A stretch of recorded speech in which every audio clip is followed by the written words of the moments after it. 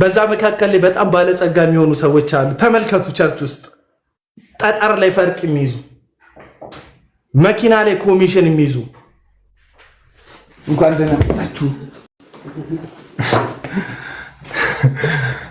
ህንፃ ላይ ኮሚሽን የሚይዙ ፈርቅ የሚይዙ በጣም በቃ ተጠቃሚዎች አሉ እዛ ቦታ ላይ ዕለት ዕለት የተናገረ ሰው ካለ ያወራ ሰው ካለ አስወርደና ሙሌን አስገባው። አንድ ቁጥር እየጻፈ ነው ሙለተ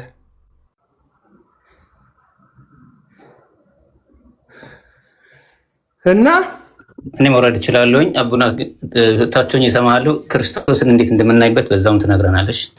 ንገር በውስጥ ትነግረዋለህ። አቡና ቅድም ያሰብኩትን ነገር ይነግረዋል። እሺ ኤኒዌይስ ተመልሰና ይኸው እኮ ገባ እንዴ ገብቷል እመለሳለሁ አለ ጀርሚ እመለሳለሁ አለ። እና የእግዚአብሔር የልብ ሐሳብ ምንድነው ስትል ሕያዋን የሆነ ህንፃ መስራት ነው አይደል? የእግዚአብሔር ሐሳብ ህንፃ እኮ ነን።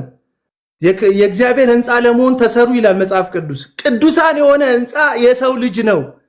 ቤተ ክርስቲያን ሸክሟ ሰው እንጂ ግንብ ሆኖ አያውቅም። ቤተ ክርስቲያን ሸክሟን ግንብ ስታደርግ ነው የሳተችው። በዘመናት መካከል ቤተ ክርስቲያን መቼ ሳተች ብትል አንደኛ ሁለተኛ ክፍለ ዘመን ላይ ስደት እያለ መከራ እያለ ሮማውያን በቤተ ክርስቲያን ላይ ነገስታት በተፈራረቁ ቁጥር በሚያደርሱት ውድመት፣ በሚያደርሱት ገደል፣ በሚያደርሱት ግድያ አይደለም ቤተ ክርስቲያን ማንነቷ የጠፋው።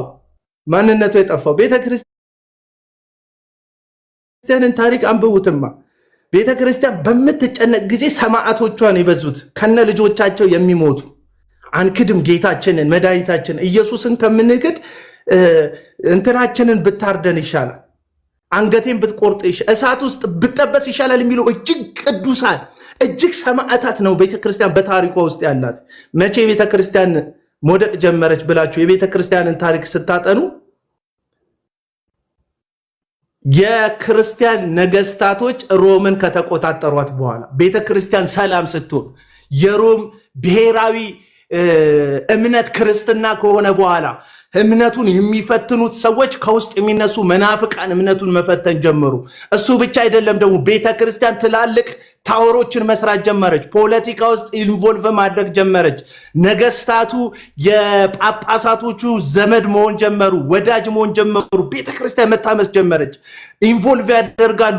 የእግዚአብሔርን ሐሳብ ትተው የህዝቡን የቅዱሳንን ነገር ትተው የቤተክርስቲያን ጳጳሶች ፓትሪያርኮች እየተዉት ህዝቡን፣ ቢሾፖቹ እየተዉት ህዝቡን ምን ላይ ትኩረት ማድረግ ጀመሩ? ፓወር ላይ፣ ተሰሚነት ላይ፣ የነገስታትን ልብ መማረክ ላይ፣ የሚነሳውን ንጉስ ኮንትሮል ማድረግ ላይ፣ ከዛም በላይ ትልልቅ ጦርነቶችን ማወጅ።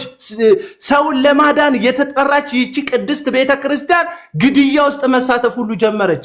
ጦርነት ሁሉ ማወጅ ጀመረች ቤተክርስቲያን ማለት ነው። ኢየሱስ ክርስቶስ የሰው ልጅ የሰውን ነፍስ ሊያድን እንጂ ሊያጠፋ አልመጣም የሚለውን በወርቃማ ቃላት የደመቁ የክርስቶስን ትምህርት ሁሉ ሻረች ቤተክርስቲያን። ሰውንም ግድያ ውስጥ ገባች። በሻሞላ የምትጠበቅ ቤተክርስቲያን ሆነች። ጦረኞች ያሏት ቤተክርስቲያን ሆነች። ድሮ በመጽሐፋቸውን ይዘው እውነታቸውን ይዘው መስቀላቸውን ይዘው ዓለምን ያንቀጠቀጡ በጦርነት ሳይሆን በሰላም ስብከት ዓለምን ያናወጡ ቅዱሳኖቿን ረስታ የቤት ግንባታ ላይና የውስጥ ኃይል ላይ ስታተኩር ቤተክርስቲያን እውነተኛ ኃይሏን መንፈስ ቅዱስን ሉዝ ማድረግ ጀመረች። መስማት ማቆም ጀመረች። ቤተክርስቲያን ተተረማመሰች። መከፋፈሎቹ ምናምን ስታዩ ቤተክርስቲያን ብጥብጥ ያለችው ቤተክርስቲያን ምን ከሆነች በኋላ ነው? አገራዊ የነገስታት እምነት ከሆነ በኋላ ነው የተበጠበጠችው ቤተክርስቲያን። አሁንም ልብ በላችሁ አስቡ ወዳጆች። በእኛ ዘመን ተመሳሳይ ነው። መገንባት እንችላለን። እውነቴን ነው። ግንባታ ምናምን ጥሩ ነው፣ አሴት እኮ ጥሩ ነው የሚሉ ሰዎች አሉ። በዚህ ጭንቅላታቸው ስማርት ይሆኑ። ለምሳሌ አንድ ቤተክርስቲያን ይዞታ ቢኖራት 1000 ካሬ ሜትር ይዞታ ቢኖራት ይህ ካሬ ሜትር ለትውልድ እኮ የሚተላለፍ ነው፣ ሀብት ነው። ሪሊ ቤተክርስቲያን መሬት ነው የምታስተላልፈው፣ ለልጅ ልጆቿ የምትናገረው ይሄን ነው ቤተክርስቲያን። መጽሐፍ ቅዱስ ሐዋርያው ቅዱስ ጳውሎስ ለጢሞቴዎስ እንደዚህ ያለው፣ አንተ ግን ከማን እንደተማርክ ታውቃለህ። ለሚታመን ለሚጠብቅ ሰው ይህንን እምነት ይህንን እውነት አደራ ስጥ። ቤተክርስቲያን አደራ የምትሰጠው ክርስቶስን፣ ትምህርቷን፣ መጽሐፍ ቅዱሷን፣ እውነቷን፣ ትውፊቷን፣ ጽድቋን ነው እንጂ ቤተክርስቲያን የትኛው ቦታ ላይ ጋሻ መሬት ትሰጣለች? ሐዋርያቱ ያሉበት ሐዋርያ አበው ያሉበት ቤተክርስቲያን እና ምንድነው ልቡ ስትል ግንባታን እየተቃወምኩ አይደለም። እኔ ቤተክርስቲያን ለምሳሌ በረሃ ላይ ምናምን የሆነ ጥግ ላይ የሆነ አፋር ላይ ሶማሌ ላይ የሆነ መጠለያ ቢኖራቸው ደስ ይለኛል ሰዎች። እዚህ ከተማ ያለን ሰዎች ግን ደህና ቸርች እኮ አለን። ግን ጎረቤት የሆነ አጥቢያ ቃለ ሕይወት አጥቢያ ግንብ ገንብታለችና እኛም እስቲ ህንፃውን እንገንባ የሚሉ ደግሞ አሉ። ሌባ ሙሽለቃን ሙሽልቅልቅ ያልክ ሌባ ነው። እኔ ግን ብሎክ ያረኳችሁ ሰዎች ስገባ የምትመጡት የሆነ ቴሌግራም ግሩፕ እንዳላችሁ ደርሼበታል። ሄዱና ሞልጩት፣ ሊንክ የሚላክላችሁ ሄዱና ሞልጩት ተብላችሁ የምትመጡ ብሎክ ካደረግኩ እንዴት ነው የምታየኝ? እና ካደረግኩ አልፈልግህም ማለት ነው። አትምጣ በቃ። አንተም እኮ አትፈልገኝም፣ ስለማትፈልገኝ ነው የምትሰድበኝ። እኔም ብሎክ ካደረግኩ ስለማልፈልግ ነው። አንመጣጣ በቃ። አትምጣ፣ አንመጣ፣ ተወኝ በቃ። እና ቤተክርስቲያን በቃ የትልቅ ነቀርሷ ገንዘብ ነው። ኢየሱስ ክርስቶስም ለሐዋርያቱ በነገራቸው ትምህርት ውስጥ ምን ብሎ ነው የነገራቸው ስትል ለሁለት ጌቶች ልትገዙ አይቻላችሁም። ለአንዱ ራሳችሁን ትሰጣላችሁ፣ ከአንዱ ራሳችሁን ትነጥቃላችሁ። ለአንዱ ፊታችሁን ለአንዱ ጀርባውን ትሰጣላችሁ። አለቀ። ቤተክርስቲያን ውስጥ ትልቅ ቻሌንጅ ምንድነው ስትሉ የዝሙት ኃጢአት ብቻ እንዳይመስል። በዝሙት ኃጢአት አዎ ተፈትነዋል። ባለፈው የኤአይ መዝሙር ኃጢአት ነው ምናምን ሲለኝ ቢያንስ ኤአይ ዝሙት አይሰራም ከማቲ ጋር እየተከራከርን ነበር። ጥሩ ጎኑ አሁን ዘማሪዎቹ መድረክ ላይ ብቻ ሳይሆን አልጋ ላይ የሚዘሉ ስለሆኑ ተቸግረናል። አልጋ ላይ ነው የሚዘሉ፣ ሲጥ እያደረጉ የሚዘሉብን። ስለዚህ ቢያንስ ኤአይ ያስጠላል እኮ ኤአይ አይመቸኝም እኮ። ቢያንስ ኤአይ አልጋ ላይ አይዘልም። አትሊስት ቅዱስ ኤአይ ባይኖርም ግን በቃ አይዘልም። በተለይ አንዳንዶቹ ሳሌክት አድርጌ በኤአይ መዝሙር የምሰሩ ልጆች የነዚህን ብዬ በውስጥ ላኩልኝ፣ ልክላቸዋለሁ። የነዚህ ሰዎቹ ባይዘምሩት ደስ የሚለኝ መዝሙር አለ። እንዲህ መዝሙሩ ቅዱስ ነው፣ ሰዎቹ እርኩስ ናቸው መሰላችሁ። ልምምዳቸው ህይወታቸው እርኩስ። አሁን ስም አልጠቀስኩም ወገኖች፣ ስም አልጠቀስኩም። የሆነ ሰው ላይ ፈረድክ ምናምን እንዳትሉኝ። ላይፍ ስታይላቸው ነው በቃ። እኛ የመረረ ኤአይ ቢሰብከን ይሻላል እኮ። አንዳንዱ ሰባኪ ህይወት ይናገር እስቲ ብሎ ምንም ህይወቱ የማይናገር ሰውዬ ከሚዘምርብን ምንም ህይወት የሌለው ኤአይ ቢዘምርልን እኛ ህይወቱን ወስደን ኤአይውን እንተወዋለን። እና የዘመናችን ትልቁ ፈተና ገንዘብ ነው። አንዳንዱ በረከት ነው ቀንተ ነው ይላሉ። አሁን እያዘጋጀው ነው። ከቻላችሁ እዚህ ቲክቶክ ላይ ያላችሁ ወገኖች የምትወዱኝ ሰዎች ስለ ቅናት አገልጋይ የትኛውም ሐሰተኛ ብዬ እኔ የምጠራቸውን ሰዎች ስለ ቅናት የሰበኩን ስብከት በውስጥ በኩል ላኩልኝ። ቀድመው ምዕመናቸውን የሚያስተምሩት ቅናት አጥንትን ያነቅዛል ምናምን ብለው ነው። መጽሐፍ ቅዱስ ቅናት አጥንትን ያነቅዛል አይልም? በትክክል ይላል። የትኛው ቅናት ነው ግን አጥንትን የሚያነቅዘው? እሱን አይደንቲፋይ ማድረግ አለብን። አንድ ሐሰተኛ ነቢይ ዘይት መሸጡ ትክክል አይደለም ማለት ቅናት የሚመስላችሁ ሰዎች አሉ። ይሄ እኮ መጽሐፍ ቅዱሳዊ እውነት ነው። ፈውስ አይሸጥም ያለን ኢየሱስ ነው። ሂዱ ፈውሱ፣ በስሜ አጋንንትን አውጡ፣ ታምራትን አድርጉ፣ በነፃ የተቀበላችሁትን በነፃ ስጡ አለ። ማን? ኢየሱስ። ይሄ የጌታችን የክርስቶስ የመድኃኒታችን የጌታችን የክርስቶስ ኢየሱስ ትምህርት እንጂ የአቤል አቡናና መሰል ወጣቶች ትምህርት አይደለም። እንዳትረሳው፣ ሪያሊቲውን እንዳትረሱት። ይሄ የአቡና ትምህርት አይደለም፣ የመጽሐፍ ቅዱስ እውነት ነው። በቃ ፈውስ አይሸጥም። በዘይት ተደርጎ ፈውስ አይሸጥም። በጨው ተደርጎ ፈውስ አይሸጥም። በጨርቅ ተደርጎ ፈውስ አይሸጥም። ልጸልይ ልክ ትፈወሳለህ ብሎ ታሪክ የለም። ጸሎት አይፈውስም አይደለም ያልኩት። በእምነት የሆነ ጸሎት ደዌን ትፈውሳለች ይላል መጽሐፍ ቅዱስ። አንድ ደፋር ሰውዬ ላሰማችሁ። ሶሪ፣ በጣም ግን ሶሪ። አየር ከያዝኩባችሁ ለቃለሁ። አሁን ነው የሚለቀው አየራችሁ። አንድ ላሳያችሁ። ይህን ሰውዬ ስሙት። ዘር የዘሩ ሰዎች ቀጥታ ባለ ስልክ ደውሎ የሚያገኝበት እንደዚህ አይነት ሰዎች ነው እንግዲህ የገጠሙን። ዘር የዘሩ ሰዎች ቀጥታ ባለ ስልክ ደውሎ የሚያገኝበትን ኦፖርቹኒቲ ሰማችኋለሁ። መንቶኮቦስ አጋንንት እንዳይደውል እጁን ቆርጬዋለሁ። አዳዳስ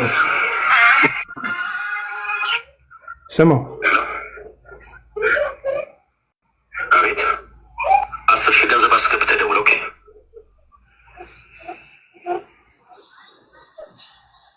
በቃ አስገብተህ ደውል። ስለኔ ልታስተምር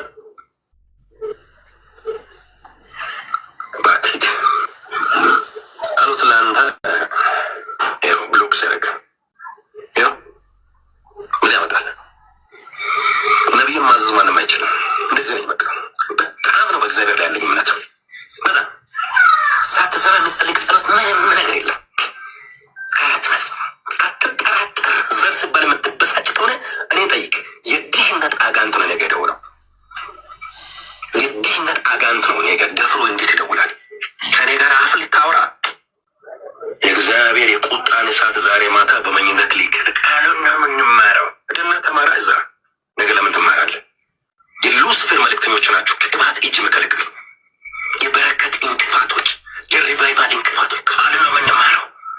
ሊያስተጓግሉ የሚመጡ ሰዎች አይናቸው ድንገት መጥፋት ጀመር። በቃል አሰበው ጠዋት ሳይነገባቸው ሲኖ በላያቸው ይውጣል። ኢየሱስ ይሄ ልጅ አንዴ ግን ጥያቄ በዛው እንድትመልሰው ጥያቄ ልጠይቅህ። በዛው ከዚህ ጋር አያይዝ። እሺ በደንብ አዳምጠኝ። ግን ጥያቄ ሆነብኝ። ብዙ ጊዜ እስካሁን የነገርከን አሁን ነው የሰማናቸው አገልጋዮች አሉ፣ ዘማሪም ይሆናሉ፣ አሁን የሚያየነው ልጅ አለ እና እነዚህ መሳቂያ የሆኑ አገልጋዮች መሳቂያ የሆኑ ሰዎችን እናያለን። ግን በአብዛኛው አገልጋዮች ወይም ደግሞ በአብዛኛው ቤተክርስቲያን ውስጥ ያሉ ሰዎች ወይም አገልጋዮች በአብዛኛው እንደነዚህ አይነት ሰዎች ናቸው ማለት ትንሽ አይከብድም ወይ? ሁሉም አላልክም፣ ግን በአብዛኛው ማለት ትንሽ አይከብድም? አብሮ ደግሞ ይቅርታ በጣም አቤላዬ፣ እንደገና ደግሞ መፍትሄውስ ምንድን ነው የሚሆነው? ማለት አሁን ለምሳሌ ሰዎች አገልጋዮችን መርዳት ሲፈልጉ እንዴት ይድርዱ? ቤተክርስቲያን ገንዘብ እንዴት ይስጡ የሚለውን ደግሞ አብረህ ብታነሳው ተባረክልኝ። እሺ በአብዛኛው ያልከውን አስመርበት። በአብዛኛው እሱን ነው እኔ ሳልሆን መጽሐፍ ቅዱስ ነው አይ ቲንክ እንደዛ የሚለው። ቆይ ላውጣና ከዚህም በፊት አንብቤልሃለሁ፣ ግን የእግዚአብሔር ቃል ስለሆነ አሁንም አነብልሃለሁ። ደግመዋለሁ ያሉ አገልጋዮች እያልኩ ነው ያለው። አሁን ኢትዮጵያ ውስጥ ያሉ አገልጋዮች በአብዛኛው ይላል መጽሐፍ ቅዱስ ላይ ዓለም ላይ ያሉ አገልጋዮች በአብዛኛው መመፀኛ ነው ያለው። እኔ አይደለሁም ያልኩት፣ መጽሐፍ ቅዱስ ነው የሚለው። ለማንበብ እሞክራለሁ። ቁጥር 1 ሁለተኛ ጴጥሮስ ምዕራፍ 1 ቁጥር 1 እና ቁጥር 2 ነገር ግን ሐሰተኛ ነቢያት ደግሞ በሕዝቡ መካከል ነበሩ፣ እንዲሁም በመካከላችሁ ደግሞ ሐሰተኛ አስተማሪዎች ይሆናሉ። እነርሱም የዋጃቸውን ጌታ እንኳን ክደው የሚፈጥንን ጥፋት በራሳቸው ላይ የሳቡ የሚያጠፋን ኑፋቄ አሾልከው ያስገባሉ። ቁጥር 2 ብዙዎች በመዳራታቸው ይከተሏቸዋል፣ በእነርሱ ጠንቅ የእውነት መንገድ ይሰደባል። ገንዘብን በመመኘት በተፈጠረ ነገር ይረቡባቸዋል። ፍርዳቸው ከጥንት ጀምሮ አይዘገይም፣ ጥፋታቸውም አንቀላፋ። እኔ አይደለሁም ያልኩትኝ።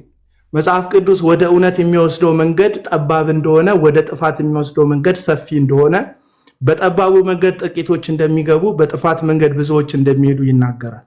ሁልጊዜ የጥፋት መንገድ ሰፊ ነው። ለዚህ ነው ክርስትና ዓለም ላይ ሲበዛ ነው መፍራት ያለብን። ይበዙ ነበር ይላል። ግን ይበዙ ነበር የሚለው አመፅን የሚያደርግ ወይም በክርስቶስን የማይመስል ቁጥር አይደለም የሚጨምሩት የነበሩት ህይወታቸው ላይ።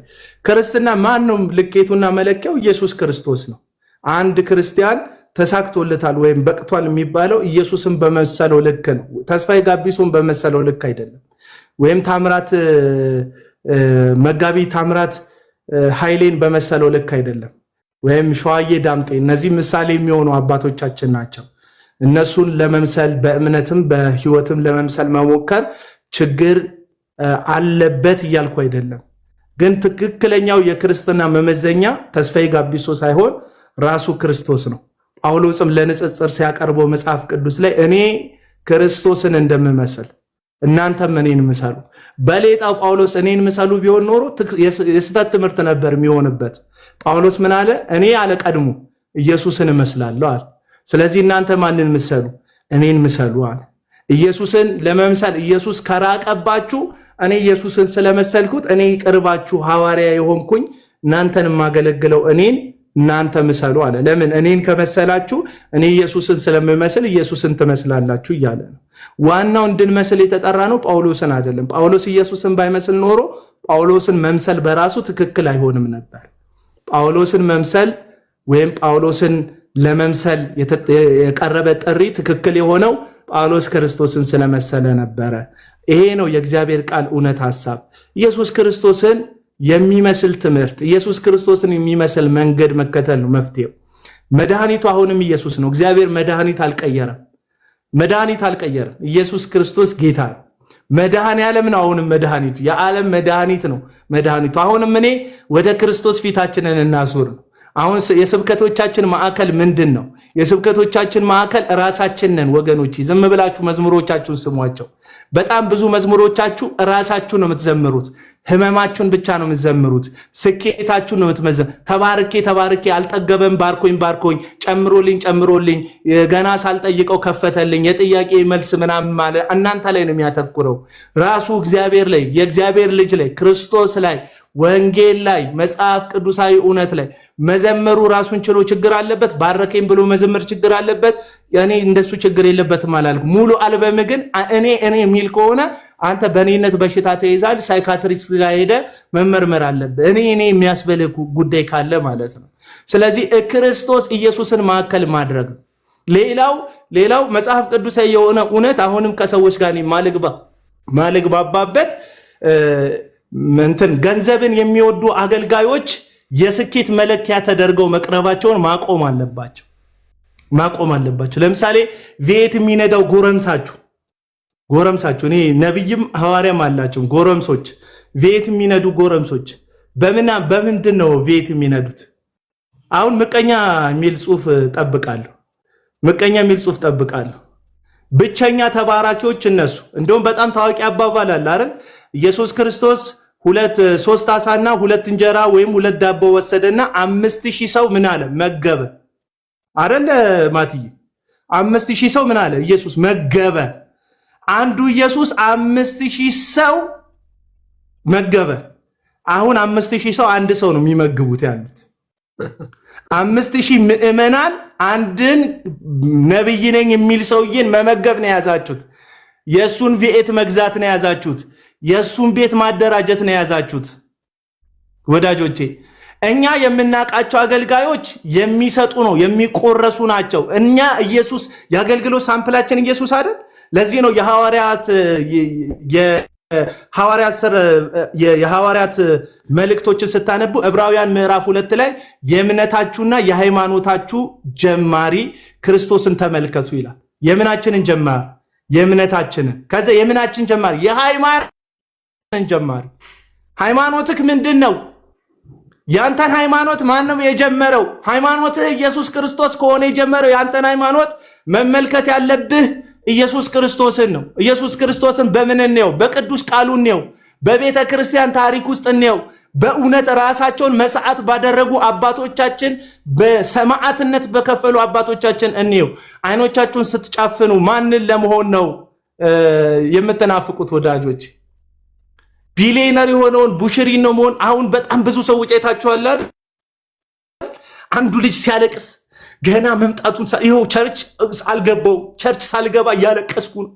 የእግዚአብሔር ሰው ቤኒን ይመጣ እሱ ላይ ያለውን ቅባት ያለ እሑድ ፕሮግራም ቸርች መሳተፍ ሲገባው አዳራሽ ሆነ ቅባቱ ምናምን። ቅባቱን ለምንድን ነው የፈለገው? የእውነት ቤኒን የሚባል ባለነጭ ጸጉር ነጭ ልብስ የለበሰ ሰውዬ ራሱን ባለጸጋ ከማድረግና ብዙ ሰዎችን እፍ እያለ ከመጣል ውጪ የሰራው የእግዚአብሔር ወንጌል እውነት አለ? የለም። ያጭበረበራቸው ሰዎች አሉ። በኤቪደንስ የሸወዳቸው ሰዎች አሉ። በክርስቶስ ትምህርት ላይ ብዙ ውሸት ዋሽቷል ይሄ ሰውዬ። ማንን መሆን ነው የምትፈልገው? ተዘግዝቆ የሞተውን ጴጥሮስን ለመምሰል ነው የምትፈልገው? ወይስ ቪኤት የነዳውን ጴጣጣው የሚባል ዱርዬ ነብይ ነው መሆን የምትፈልገው? ማንን ነው መሆን የምትፈልገው? ይሄን ነው ጥያቄ። ሐዋርያውን ጴጥሮስን መሆን ነው የምትፈልገው ወይ በሰማዕትነት ህይወትህን መቋጨት ነው የምትፈልገው? ወይ ክርስትና ዘምኖ ከዓለም ጋር ተስማምቶ የሚኖር እውነት አይደለም። መከራ ያለበት እውነት ነው። ከኃጢአት ጋር ፋይት ማድረግ ያለበት ህይወት ነው። ሐዋርያው ቅዱስ ጳውሎስ ሲናገር ገና ደምን እስከ ማፍሰስ ድረስ አልታገላችሁ። ይሄ የእግዚአብሔር ቃል ደም አፍስሱ የሚለው የሰውን ደም አይደለም የሚለው። ከኃጢአት ጋር ደም እስከ መፋሰስ እስከ ሞት ድረስ ለኃጢአት እምቢ በማለት አልታገላችሁም፣ ዋጋ አልከፈላችሁም ይለናል። አሁን በምቾት የምንኖረው እኮ ዓለም ለክርስትና ያላት አመለካከት ተለውጦ አይደለም። እኛ ከዓለም ጋር ተስማምተን ነው ወገኖች፣ ከዓለም ጋር ተስማምተን በጣም ነው ዓለምን የምንወዳት። በጣም ነው የምንወዳት። በተለይ የኔ ወገኖች ፕሮቴስታንቶች ዓለምን በጣም እንድንወድ ተደርገናል። በቤተ ክርስቲያን ቸርች ቤት ውስጥ የቤት ኪራይ ደርሶብናል፣ ህይወት ከብዶናል፣ የቤተሰብ ጥያቄ ያለብን ምናምን ተንበርከከን ህልውናው ሲያገኘን የእግዚአብሔር መገኘት ሲያገኘን ሁሉን ረስተን ጌታ ሆይ አንተ ካለህኝ ይበቃኛል፣ አንተ ካለ ሙሉ ነው፣ አንተ ካለ ህይወት ለኔ ምቾት ነው፣ አንተ ካለ ሰላም ነው፣ ካንተ ጋር ለኔ ባዶ ነገር ሙላት ነው ብላችሁ ጸልያችሁ በኃጢአት ከሚገኝ ደስታ ይልቅ ካንተ ጋር መከራ መቀበል እንደ ሙሴ መቀበል ፈልጋለሁ ብላችሁ ከጌታ ጋር በፊቱ ጸልያችሁ ወድቃችሁ አንብታችሁ ሙላት ተሰምቷችሁ ከእግዚአብሔር ጋር ሰላም ተሰምቷችሁ ቸርች ሄዳችሁ ነው እኮ ሰላማችሁን የምታጡት። ታውቃላችሁ? ቸርች ሄዳችሁ ሚሊዮነር እንሆናለን ገና ይላል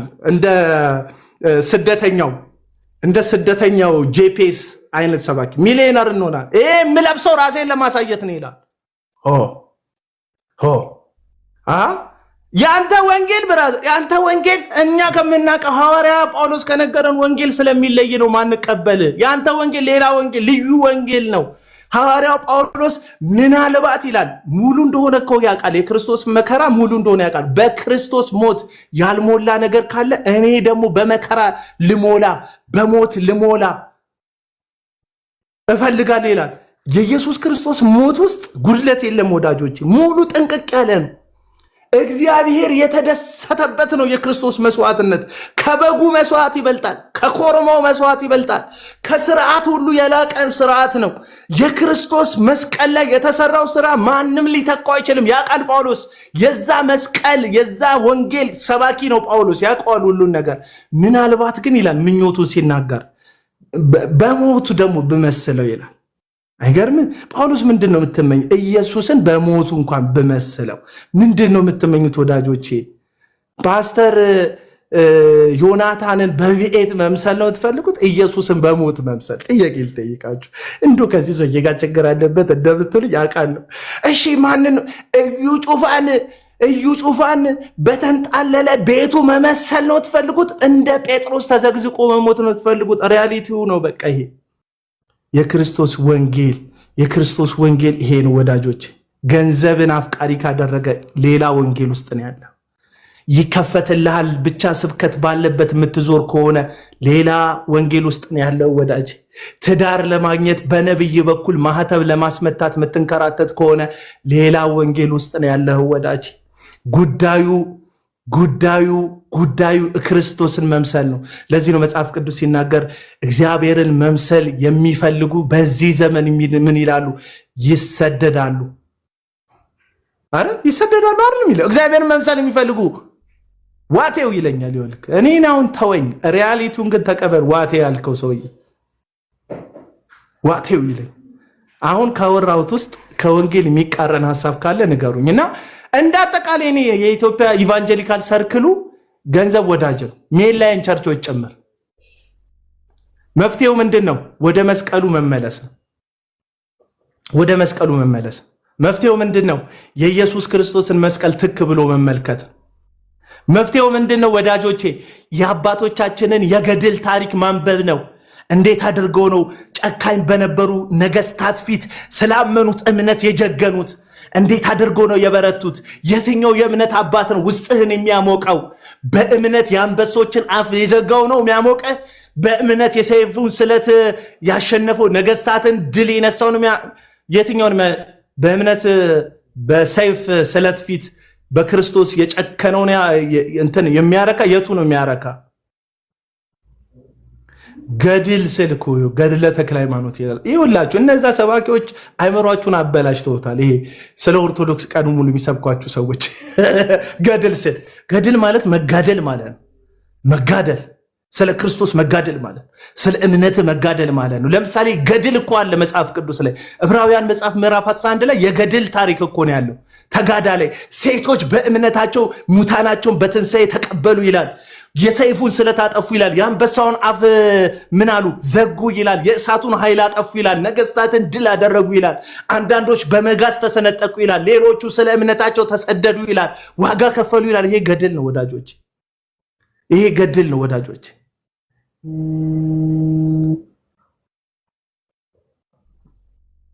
ይሄ ገድል ነው። አሁንም ገድል መፈጸም አለብን። አትወጣጠር ይለኝ። እኔ ለመሰላችሁ ኮመንት ለአንዳንዶች የማነበው እነዚህ ሰዎች የክርስቶስ ኢየሱስ ወንጌል አይመቻቸውም። የመስቀሉ ወንጌል አይመቻቸው። ኢየሱስ ክርስቶስ ራሱን ያልካደ ወላጆቹን፣ ቤተሰቡን፣ ማንነቱን ያልካደ ሁሉን ጥሎ እኔ ሊከተለኝ የማይፈልግ ለእኔ ሊሆን አይገባም ማለት የኢየሱስ ክርስቶስ ወንጌል አስጥሎ የሚያስጀምር እንጂ አንጠልጥሎ የሚያስጀምር አይደለም። ኮተትህን አንጠልጥለ፣ ለምድር ያለህን ቁራቁምቦ አንጠልጥለ፣ አንዳንድ ቁንጽል ስብከት ጥቅሶችን አንጥተ ለራስህ ፍላጎት እንዲሆኑ አድርገ ስኬት ምናምን እያልክ እንድትበጣረር የሚያደርግ አይደለም። ይመስላችኋል እነዚህ አሁን እናገለግላችኋለን የሚሏችሁ ነቢያቶች ቻሌንጅ ሲመጣ አብረዋችሁ ዋጋ የሚከፍሉ ይመስላችኋል? እንደነ አትናቴዎስ እንደ ቤተ ክርስቲያን አባቶቹ ሰማዕት እንደሆኑት መከራን እንደተቀበሉት ስለ እምነታቸው እንደተገደሉት እንደ ቤተ ክርስቲያን አባቶች ከቅዱሳን ጋር መከራ የሚቀበሉ ይመስላል? የመጀመሪያው የሚታሰሩት እነሱ ይመስላል? እንደታጀበ ነው የሚኖረው። አንድ ታሪክ ሰምቻለሁ። አንድ ሰዓሊ ሳል ተብሎ ነው የኢየሱስን ትህትና ሳል ተብሎ በንጽጽር ሳለው ኢየሱስ እንደምታውቁት የመካከለኛው የምስራቅ የሩቅ ምስራቅ እንትን ነው ሰው ነው ወይም አይሁዳዊ ነው እና እንደምታውቁት አይሁድ ደግሞ በረሃማ የሆነ ሀገር ነው የሚያደርጉት። በዘመኑ የሚያደርጉት ጫማ ሸበጥ ደግሞ ካደረክ በረሃ ላይ እግር በጣም አዋራ ነው የሚሆነው። ያቺ ሴት የምታስደንቀው የኢየሱስ ክርስቶስን በእንባዋ እግሬን አራሰችው። አንተ ለእግሬ ውሃ አላቀረብክ የሚባለው በአይሁድ ባህል እግራቸው ቆሽሾ ስለሚመጡ ሰዎቹ ጽድት ብለው ማዕድ ላይ መቅረብ ስላለባቸው የሚከበሩ እንግዶች ሲመጡ የእግር መታጠቢያ ይቀርብላቸዋል። ሰውየው ምግብ አቅርቦ የኢየሱስ ክርስቶስ እግር የሚታጠብበት ውሃ አላቀረበም። ያቺ ሴት መታጠበች። እግሩ እንድታስቡት ነው። የኢየሱስ እግር በጣም ጽድት ያለ አሁን ዘመን ላይ እንዳሉ ጥፍራቸው እንደሚያስሞርዱ ሜካፕ ተሰርተው እንደሚቀርቡ እንደነ ኤርሚያስ ነብይ ኤርሚያስ ሁሴን በሜካፕ ፊታቸውን ሜካፕ እኮ ተሰርተው የሚቀርቡት አገልጋዮቻቸው አይደለም። በጌታ ወንጌል በፊታቸው ያፍራሉ ሰዎቹ። በጌታ ወንጌልማ በደንብ ነው የሚያፍሩት። እንትን በጨላው ነው የማያፍሩት፣ በሚያገኙት ደሞዝ ነው የማያፍሩት። ሜካፕ ተሰርቶ የሚቀርብ አገልጋይ ስትሰማ ማለት ነው። አንቺም ሜካፕ ተሰርተሽ እንባሽን ስታነቢ ኩልሽ እንደዚህ የባቡር ሀዲድ የሚመስል እየሰራች ቸርች ውስጥ እሱም እንደዚሁ እሱም በኩል አንቺም በኩል አይገርምም? እኩል ለኩል ማለት ነው። እሱም በኩል አንቺም በኩል እኩል ለኩል። በስማም ግጥም እችን ደግሞ ውሰዷት አላል እና እንዴት ነው ተብሎ ኢየሱስን ልሳለው አለና ሰውየው ሰዓሊው ሳለው። ታውቃላችሁ በዘመናት መካከል ወንጌልን በብሩሻቸው የተናገሩ አሉ፣ በስዕል የገለጹ አሉ። ወንጌልን በጽሁፋቸው የተናገሩ አሉ። ጸጉርም ያስተክሉትንም አተዋቸው። እሺ ባይዘው ጸጉር ማስተከል ያን ያህል እንትን አይደለም፣ ፋውል አይደለም። ግን አንድ አገልጋይ እንትን መቀበል አለበት። ተፈጥሮ ማፈር የለበትም። እንደ አገልጋይ ሰባኪ ሞዴል መሆን አለበት። ራሰ በራ ቢሆን ምን ችግር አለ? ተፈጥሮ አይደል እንዴ? አካል አይደለም? በእርግጥ ችግር የለውም። ራሰ በራ ምንም ሳሚው ምስክር ሜካፑ ግን ለቪዲዮ ነው ታውቃለህ። ወንዶቹ ሜካፕ ማለት ይሄ የወንዶች አለ ቪዲዮ ላይ አሪፍ ሆኖ እንዲወጣ ማለት ነው ለካሜራ።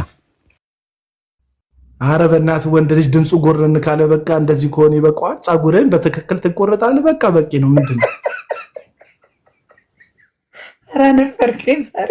እውነት ለካሜራ ወንዶች ፎቶ ስትነሳ ሙቪ ላይ አሁን አይተህ ከሆነ ሙቪ ላይ ወንዶች ሜካፕ አለ።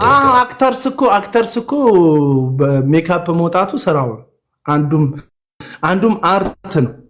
አለማት አርት ነው። አንዱ አርት ሜካፕ አርቲስት የሚባልም አለ። አንድ አገልጋይ ግን ያን ያህል በእንትን ማድጌጥ የለም። በጣም እኮ ሐዋርያቱ በነገራችን ላይ በእንደዚህ አታሸብርቁ ሴቶችን ራሱ አይደል በወርቅ በምናምን አታሸብርቁ እንደዚህ አይነት አላረን አዲስ ኪዳን ላይ ማቲ ከተሳሳት ቋረጥ አላረን እንደዚህ ነው መልእክት። ወንድ ጸጉሩን ብቻ እንዳያሳድግ እንዲቆረጥ ነው የተነገረውና ያው ኦብቪየስ ሌላ ነገር ሊያረጋ አይችልም። በቃ ፏብለ አሁን ልክ ቶ በቃ እሱን እንዝለላቸው። የሰዓሊውን ስዕል ልንገራችሁና ሰዓሊው ምን ሳልተባለ ኢየሱስን በምን ማነጻጸር ፈለገ? በዘመኑ ከነበሩት የቤተ ክርስቲያን ጳጳሳት ጋር ማነጻጸር ፈለገ እና ኢየሱስ የአህያ ውርንጭላ ላይ ነው ቁጭ ያለው። እንደምታውቁት የትንቢቱ መልእክት ያለው ዘካርያስ መጽሐፍ ላይ ነው።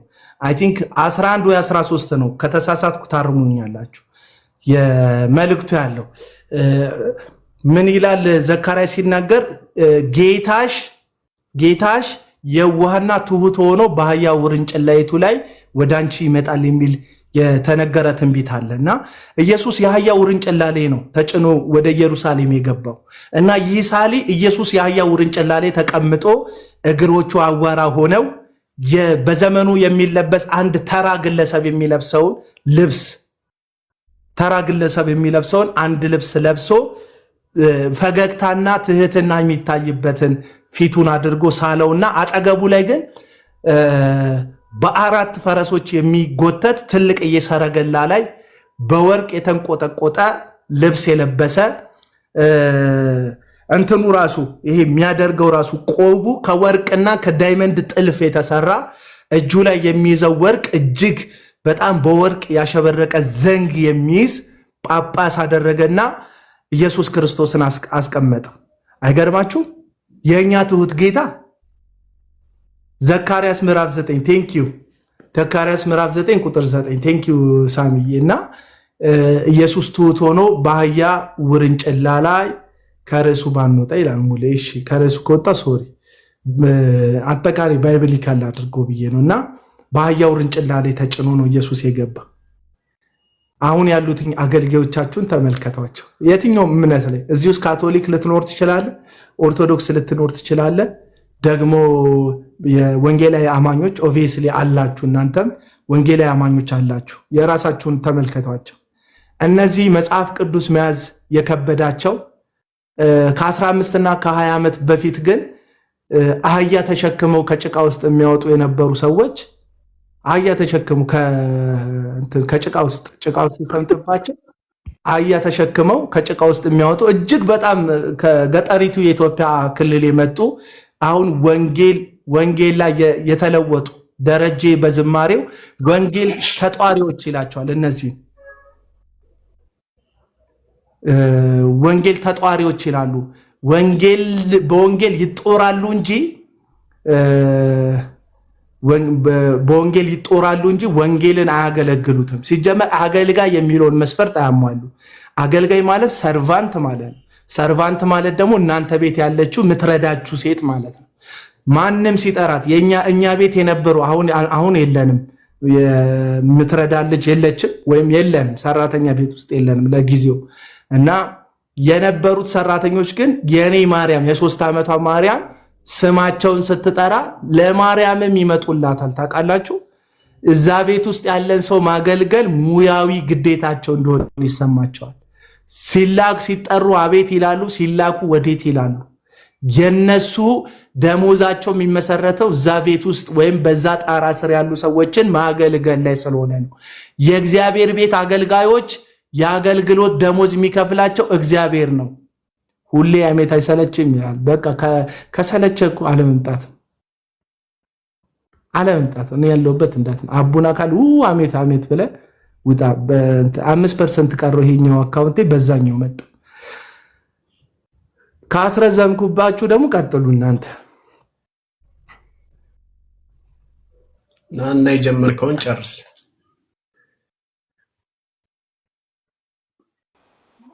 ሄሎ እሺ ዞላ እንዴት ናችሁ? አለን እኔ ዳውትና የምትጫወቱት ጨዋታችሁ በጣም ነው ደስ የሚለው የሆነን ለማውራት ማለት ነውና ኢየሱስ ወዳጅም ስትናገር ሰምቻለሁ። አቤላም ደግሞ አሁን ረጅም ጊዜ ሲያወራ እየሰማሁት ነውና በጣም ይገራረሙኝ አንዳንድ ጉዳዮችን ባጭሩም ዳንሳ ያው ብዙ ማየራችሁን አልይዝባችሁም። እኔ አንድ ወቅት ግን አንድ ነብይ አገልጋይ ጋር ተገናኘንና ምን አለኝ እንዲህ ስለ ቤተክርስቲያን ጉዳይ እንዲህ አንዳንድ ጉዳይ ምናምን ስናወራ ስንት ሜምበር አለው ቤተክርስቲያን ያልኩት ስለው አይ የምን ሜምበር አለኝ አይ ቸርች አባሎች ሬጂስተር የሆኑ የተመዘገቡ ስንት አባሎች አሉ አልኩት ስለ ጊዜ ኖ የኔ ቤተክርስቲያን አማኝ እንጂ አባል አያስፈልገውም አለኝ ይሄ በህይወቴ ዘመን ለመጀመሪያ ጊዜ የሰማሁት እኔ ምናልባት አሁን ያንግ አማኝ አይደለሁም እና የቆዩ አማኞች ከመባሉት ነኝ በድሜም ትንሽ በቸርች ቆይቻለሁ ማለት ነውና በየትኛውም አውድ እንደዚህ ነው አማርኛ ሰምቼ ማላቀ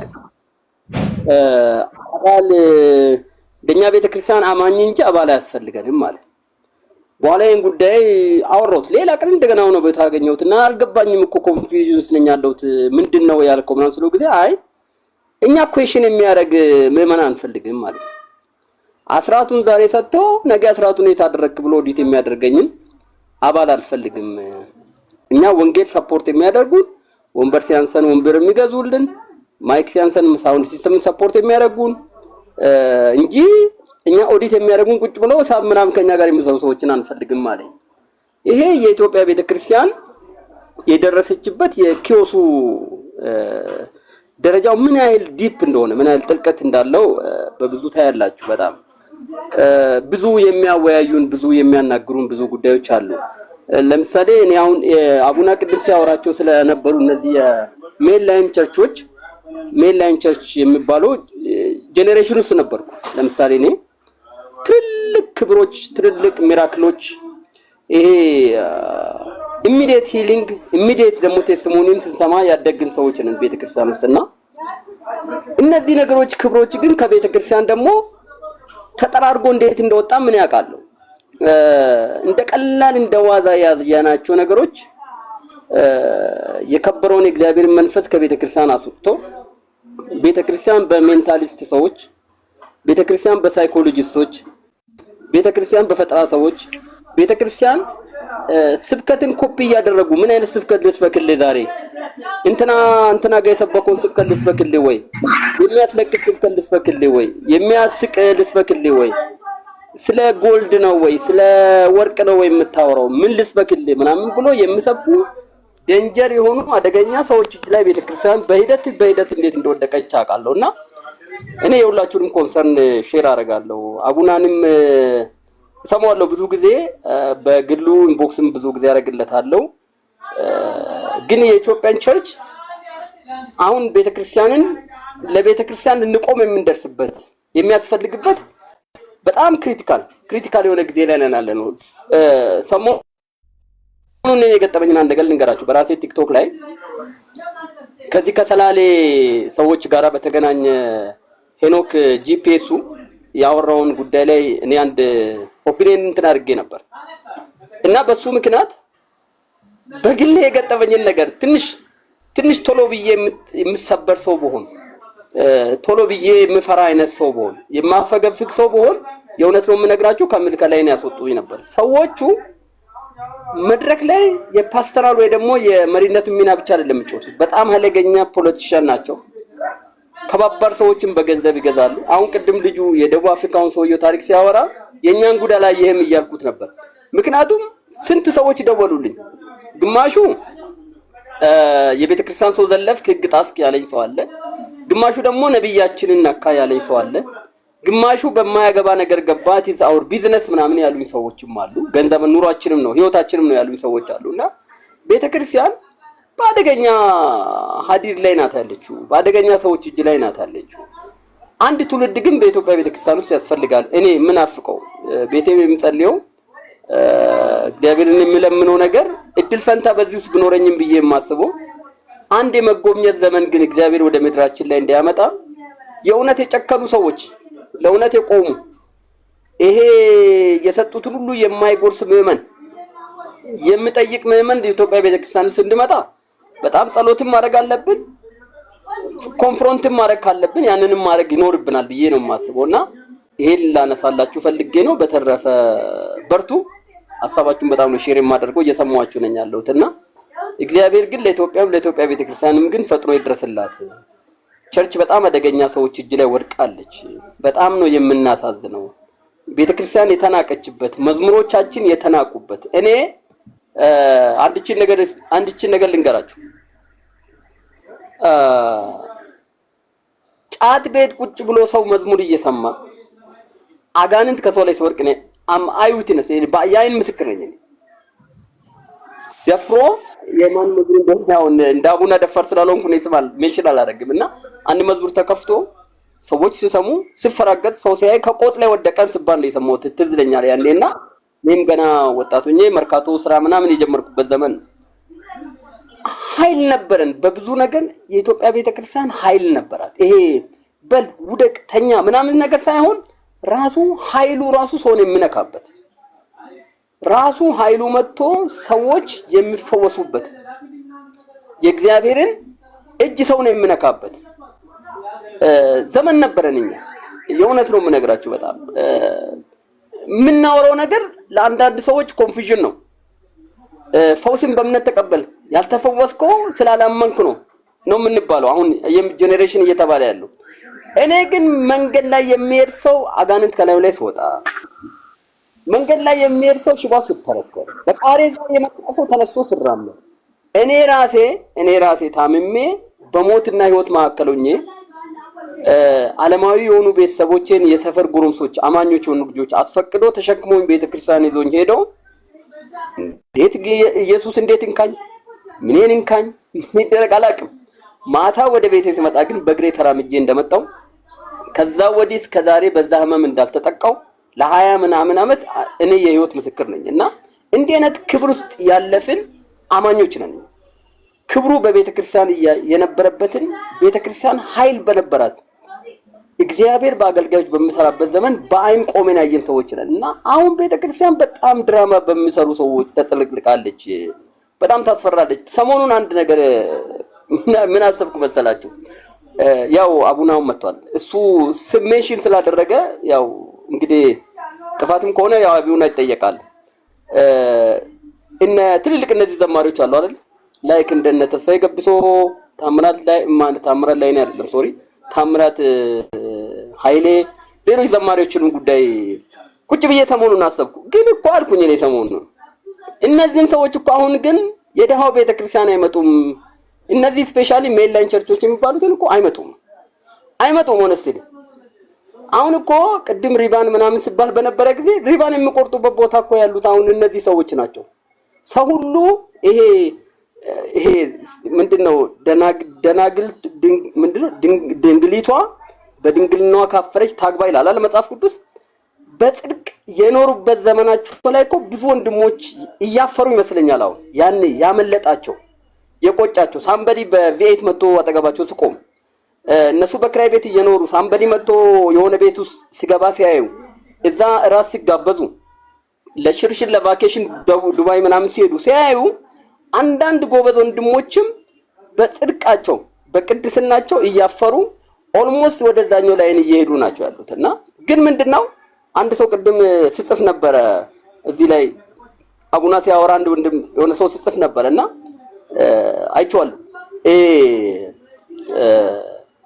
እግዚአብሔር ግን ሰው አለው አሁን ቅድም ሰው የሜንሽን አድርገው ነውና እግዚአብሔር ግን ሰው አለው ተስፋ እንድትቆርጡ አይደለም እኔ የምነግራችሁ ግን ታሪካችሁን ግን እንድታውቁ ፈልጋለሁ because አቡናም ያንግ ነው ማቲም ያንግ ነው ብዙዎቻችሁ ያንጎች ናችሁና ምናልባት እናንተ በተወለዳችሁበት ዘመን እኔ ወደ ጌታ ቤት መጥቻለሁ እኔ አሁን 50 አመቴ ነው ወደ 30 አመት ቸርች አካባቢ ኖር ያለው ቀላል አመት አይደለምና ብዙ ነገር ባይኔ አይቻለሁ እነን ለማውራት ማለት ነውና እግዚአብሔር ሰው አለ የኢትዮጵያን ቤተክርስቲያን ገጽታዋን የሚቀይር ታሪኳን የሚቀይር ጀግና ትውልድ እንደመጣ እርግጠኛ ነኝ እንዳንሞት ከነሱ እንዳንዱ እንዱን አንድ ቻንስ የኢትዮጵያ ቤተክርስቲያን ክብሯ የኢትዮጵያ ቤተክርስቲያን ማስፈራቷ ባለስልጣናትን ሲያስፈሩ ሲያስደነግጡ እኔ ብዙ የማቆ ዘመን አለና ያ ዘመን ወደ ኢትዮጵያ ቤተክርስቲያን አንዴ መጥቶ አይኔ አይቶ እኔ ብሞት እኔ አይቆጨኝ እውነቴን ነው የምነግራችሁ አንድ ነገር ይያልኩ አበዛውባችሁ 1967 መጨረሻ አካባቢ ላይ ይመስለኛልና በኢትዮጵያ ቤተክርስቲያን ላይ እንግዲህ ደርግ ትራንዚሽን ፔሪዱ ላይ ብዙ ክርስቲያኖችም የኦርቶዶክስ ወይ ሙስሊም ሰዎችም ሞተዋልና ያኔ ከሞቱ ሰዎች መካከል ቄስ ጉዲና ቱምሳን ያው ታውቋቸዋላችሁ። እሳቸውም ነበሩበት እና ቄስ ጉዲና ቱምሳ አንድ የደርግ ስብሰባ ላይ በአንድ ቀን 3 ስብሰባ ተጠርቶ ነበር። ቄስ ጉዲና ማለት ነው።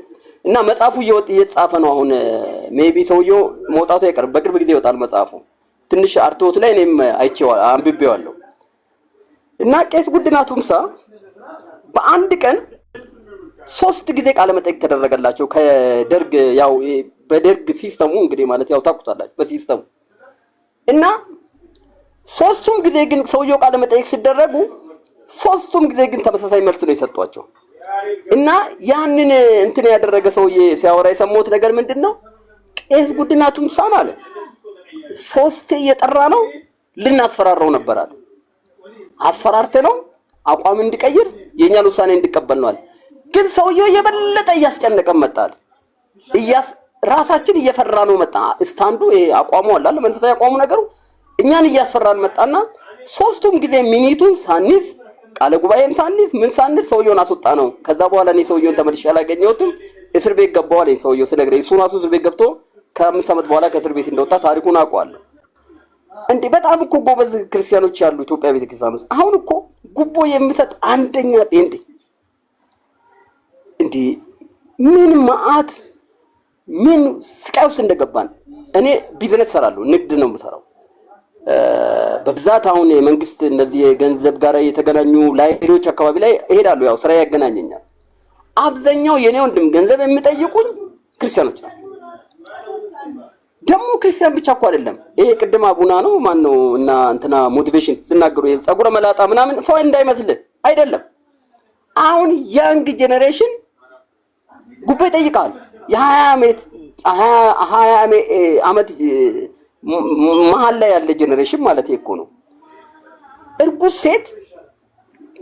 ሴት የሞላች እርጉዝ ሴት በእግዚአብሔር እጅ የተያዘች ሴት ገንዘብ ስትጠይቅ ነው ባይነ ይቻላል።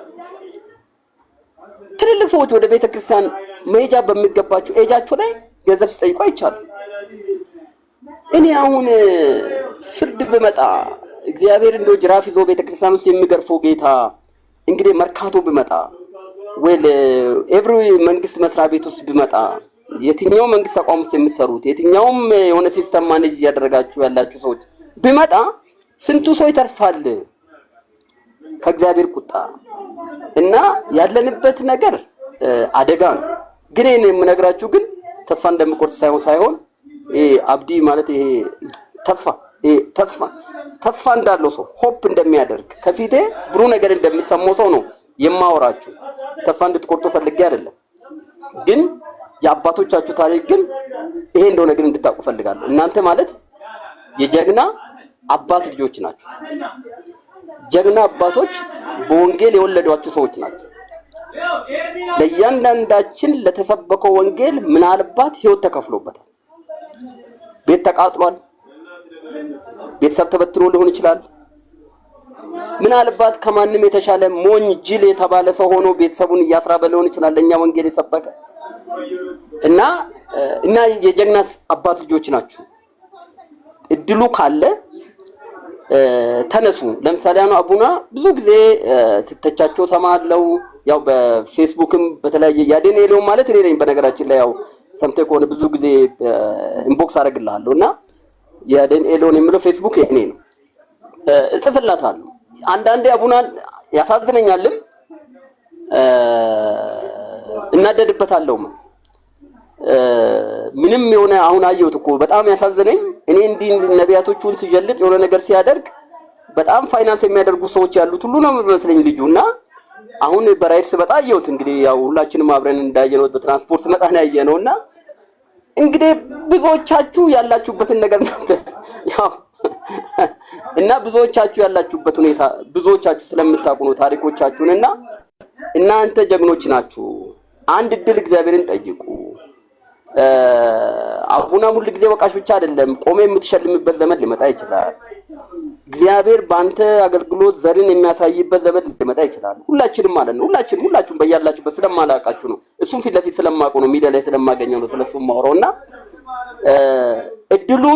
እድል እንዳለኝ ሰው ነው የምሰማኝ።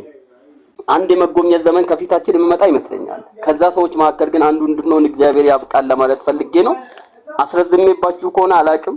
ነጋዴ ስለሆንኩ እስከማሳምን መልቀቅ ያው በእኛ ህግ አይፈቀድም እና ለዛ ነው ድርቅ ያልኩት። ትንሽ ከቆየሁባችሁ ተባረኩላችሁ ፈልጌ ነው። ወዳችኋለሁ።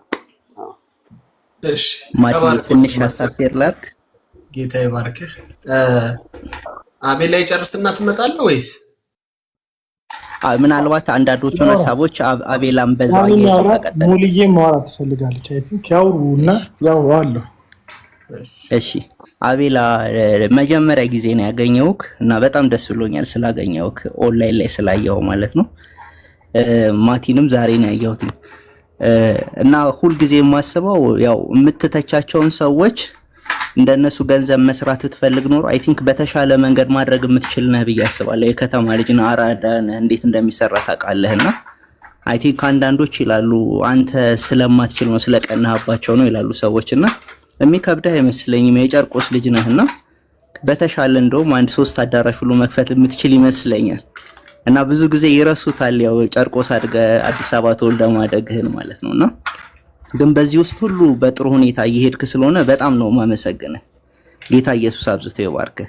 አንዳንድ ጊዜ እንደውም እንደ ኤርሚያስ ሁሉ አይካለው ማለት ኤርሚያስ ያው ታውቃው የለ በምድረ በዳ ነው ጮህ በቃ እስራኤል ሁሉ እሱን እንደ እብድ ነበር የሚያዩትኝ ምክንያቱም ሁሉም ስተው ስለነበር ማለት ነው። አንተ ግን እግዚአብሔር ረድቶ በዚህ ሁሉ ጊዜ ውስጥ እየጮክ ነውና ትዝ ይልሃል ኤርሚያስ ጮኸና ድፍን እስራኤል ባርነት ሲገባ ነፃ የሆነው ኤርሚያስ ብቻ ነበር። ምክንያቱም በእግዚአብሔር መንገድ የተገኘሱ ስለነበር ማለት ነውና አንዳንድ ጊዜ ብዙዎች ስለተቹም ብዙዎች ትክክል ናቸው ማለት አይደለም። ልብህንም እንዳይደክመው እንድትጠነቀቅ አደራ ለማለት ነው። ሌላኛው ግን ዛሬ ቅድም ስገባ ማቲያን ሰው ገንዘብና አገልግሎት የተገናኘ የሚል ነውና እሱ በጣም ትልቅ ትኩረት የሚፈልግ ይመስለኛል። ሐዋርያት ሥራ ምዕራፍ 6 ለምሳሌ እንደ መነሻ ብናየው ይቅርታ ልጅ አብሮኝ ስላለ ነው። እሺ ሐዋርያት ሥራ ምዕራፍ 6 ላይ ስንመለከት ሐዋርያትም አንዱ ገጥሟቸው የነበረው ይሄ ነው። ትዝ ይላችሁ እንደነበር ሁሉም ያላቸውን እየሸጡ ወደ ሐዋርያት እግር ስር ያመጡት ነበርና ከዛ በኋላ መከፋፈል ላይ ግን ችግር ፈጠረ እና ሐዋርያት ሥራ ምዕራፍ 6 ላይ እንደ ትልቅ መፍትሄ ያስቀመጡት ምንድነው ይሄንን የሚያገለግሉ ሰዎችን እናምጣሉና ዲያቆናት ሲመረጡ እንመለከታለን። ቤተክርስቲያን ውስጥም የገንዘብ አስተዳደር በጣም ትልቅ ትኩረት የሚሻ ይመስለኛል። ሜንላይን ቤተክርስቲያን ላይ አብዛኛውን ጊዜ የምታዩ ከሆነ በጣም ችግር አለ። ያው ሸፋፍነው እዛው በሽማግሌ በአገልጋዮች አፍነው ስለሚያስቀምጡት ነው እንጂ በጣም ብዙ ገንዘብ ይመዘበራል። በተለይ በአሁን ጊዜ ደግሞ አብዛኞቹ ግንባታ ላይ ስለሆኑ በቃ በተለያየ ዘርፍ ነው። አንዳንዶቹ ከእህት ወንድሞቻቸው ሱቁላ ዕቃ የሚያስገዙ አሉ። ጨረታ አያወጡም፣ የግዢ ስርዓታቸው አይታወቅም እና ይሄ ትክክል አይደለም። እግዚአብሔር የሚጸየፈው ነገር ስለሚሆን ማለት ነውና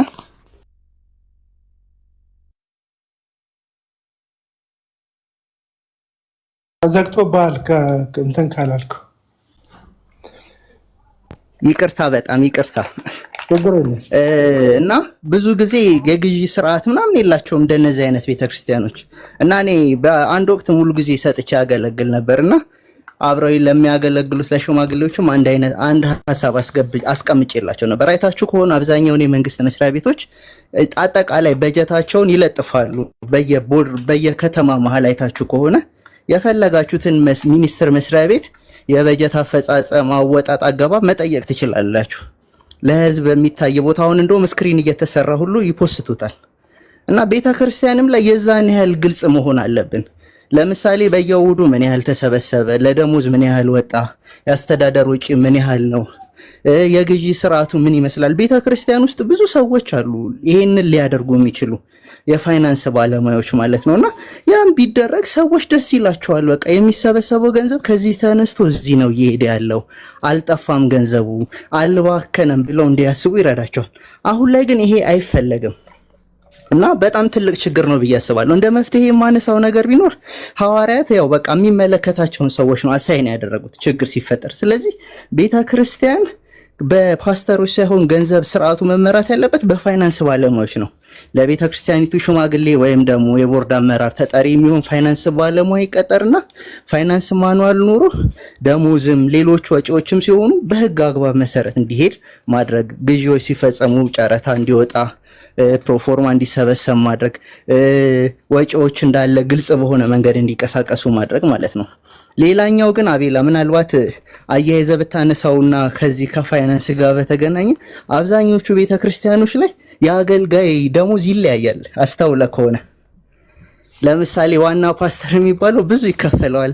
ወንጌላዊ ደግሞ ትንሽ አነስ ያለ፣ ስም ያልተሰጠው አገልጋይ ከሆነ ደግሞ ትንሽ ወረድ ያለ፣ ከዛ ደግሞ የሚታይ አገልጋይ ደግሞ ከዛም የባሰ። አንዳንዶቹ ደግሞ እንደ ቀላበል በወር 400 ብር ለሚሰጣቸው ሰዎች አሉ።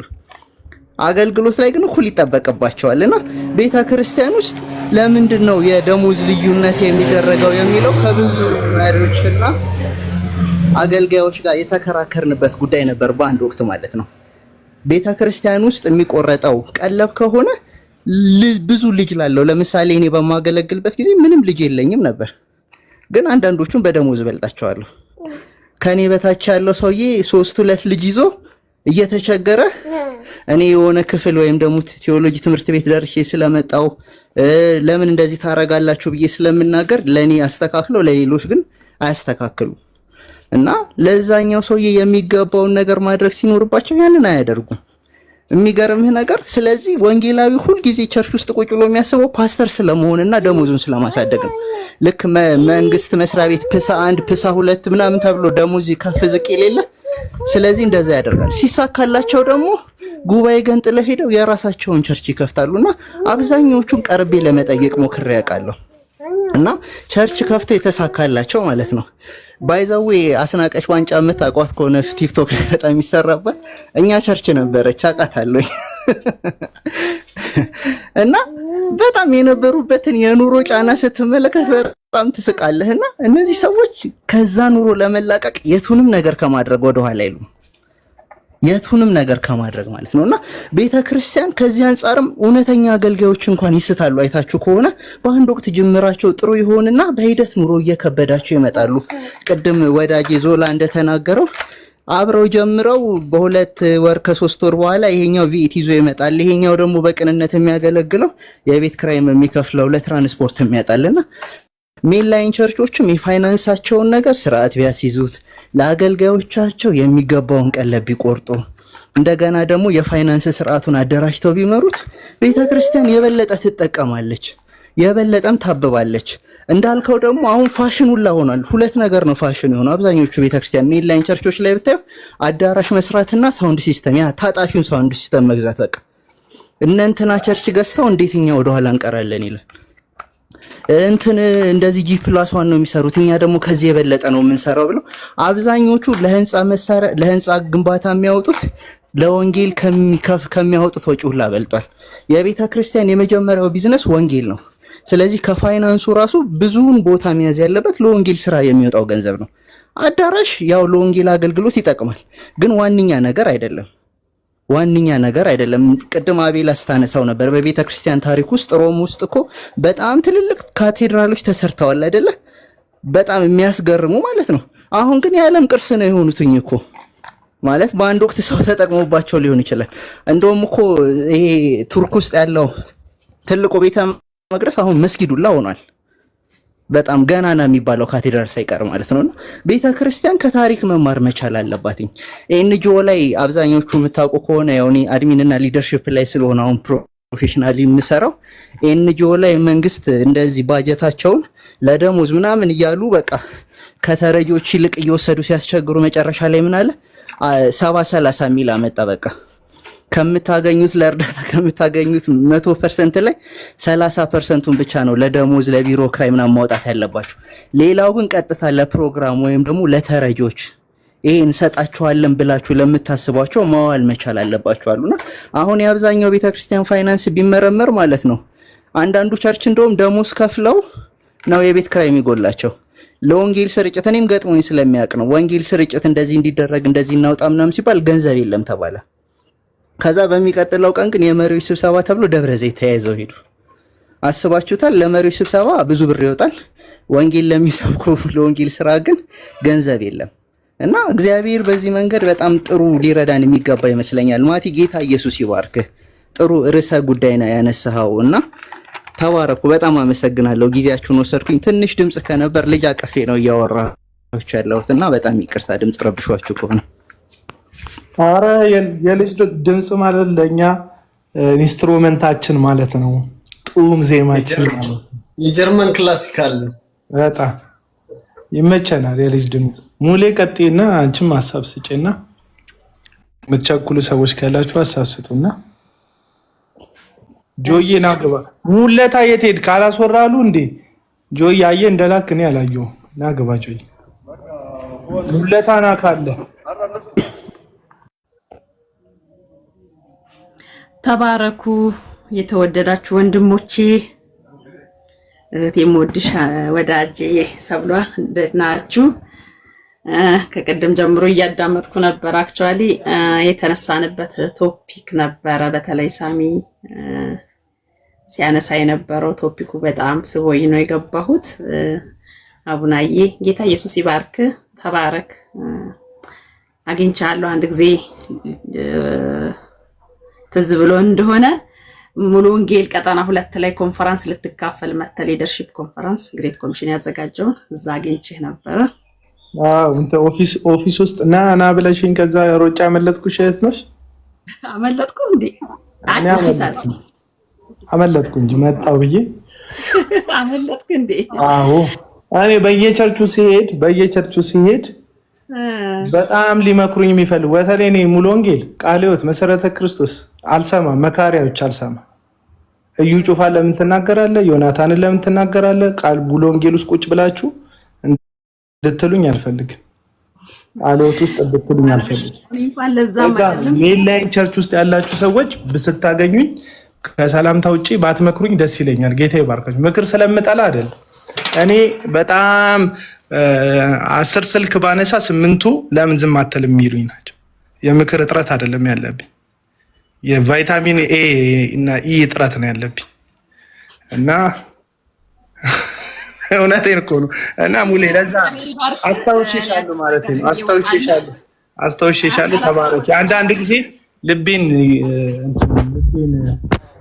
ያዘምታል። እኔ የቆምኩበት ይኸውልሽ ሙሉዬ፣ እኔ የቆምኩበት እውነት አለኝ እና እውነቴን ደግሞ ሰዎች ቻሌንጅ ማድረግ አይችሉም። ለዛ ነው አብዛኞቹ የምታያቸው ሰዎች ሲሰድቡኝ አንተ አጫሽ ምናምን ብለው እኔው ራሴ በነገርኳቸው ታሪክ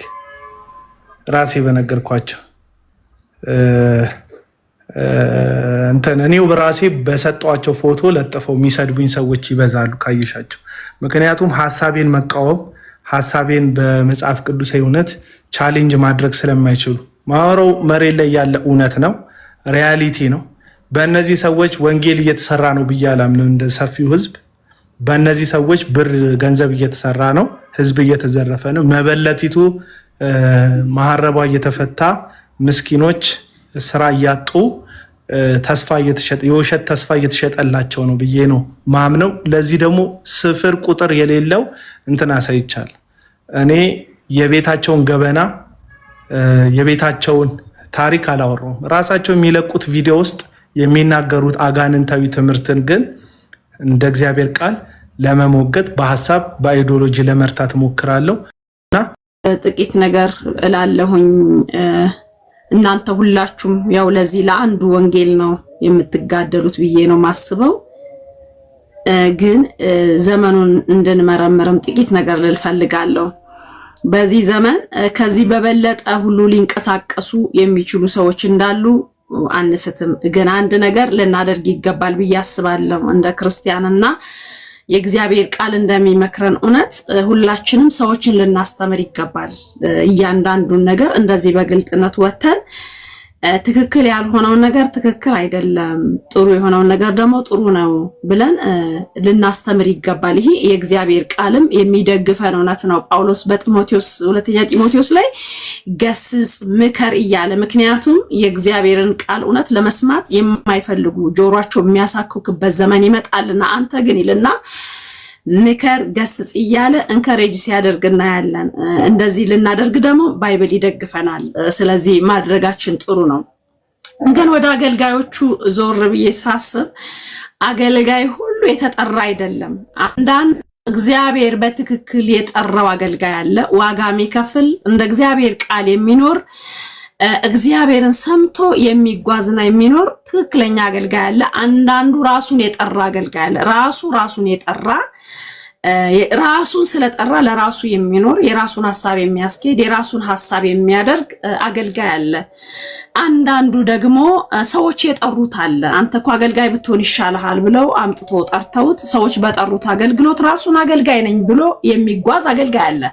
ስለዚህ አገልጋይ ሁሉ እግዚአብሔር የጠራው ነው ብለን አናምንም። እኔ አላምንም፣ በበኩሌ ሌላውን አላቅም። እግዚአብሔር የጠራው አገልጋይ ግን የጨከነ አገልጋይ፣ ለእግዚአብሔር ሐሳብ የሚኖር አገልጋይ፣ እግዚአብሔር ቢገለውም ቢያኖረውም ከእግዚአብሔር ጋር የተስማማ አገልጋይ ነው እግዚአብሔር የጠራው ብዬ ማስበው እንጂ ሆዱ አምላኩ የሆነበት ነውሩ ክብሩ የሆነበት አገልጋይ እሱ አገልጋይ አይደለም ወገኖቼ። አሁን አገልጋይ ናቸው ብለን እነሱን በአገልግሎት አንወስድም። ራሳቸውን ጠርቶ ይሆናል ወይም ደግሞ ሰው ጠርቷቸው ይሆናል። ምክንያታቸውን የመጡበት ምክንያታቸው ደግሞ አንድ ታርጌት አድርገው የመጡበት ምክንያት አለ። አንድ የባለቤት ጓደኛ ሲናገር ትልቅ ነገር ውስጥ ነው የሚሰራውና በጣም ትልቅ ደሞዝ ነው የሚያገኘውና አንዱ እንደዚህ ያለ ቸርች ውስጥ ያለው እኔ እናንተ ቸርች ብንከፍት አንተ በፋይናንስ ሰፖርት ብታደርገኝ እኔ ደግሞ በነብይነት ጸጋ ባገለግል በጣም ብዙ ገንዘብ ማግኘት እንችል ነበረ ብሎ ሐሳብ አቀረበልኝና ገሰስኩት አለ ሰውየው። ምን ልላችሁ ነው? ራሳቸውን የሚጠሩ አለ፣ እግዚአብሔር የሚጠራቸው አሉ፣ ደግሞ ሰዎች ጠርቷቸው የሚመጡ አገልጋይ ነን የሚሉ አሉ።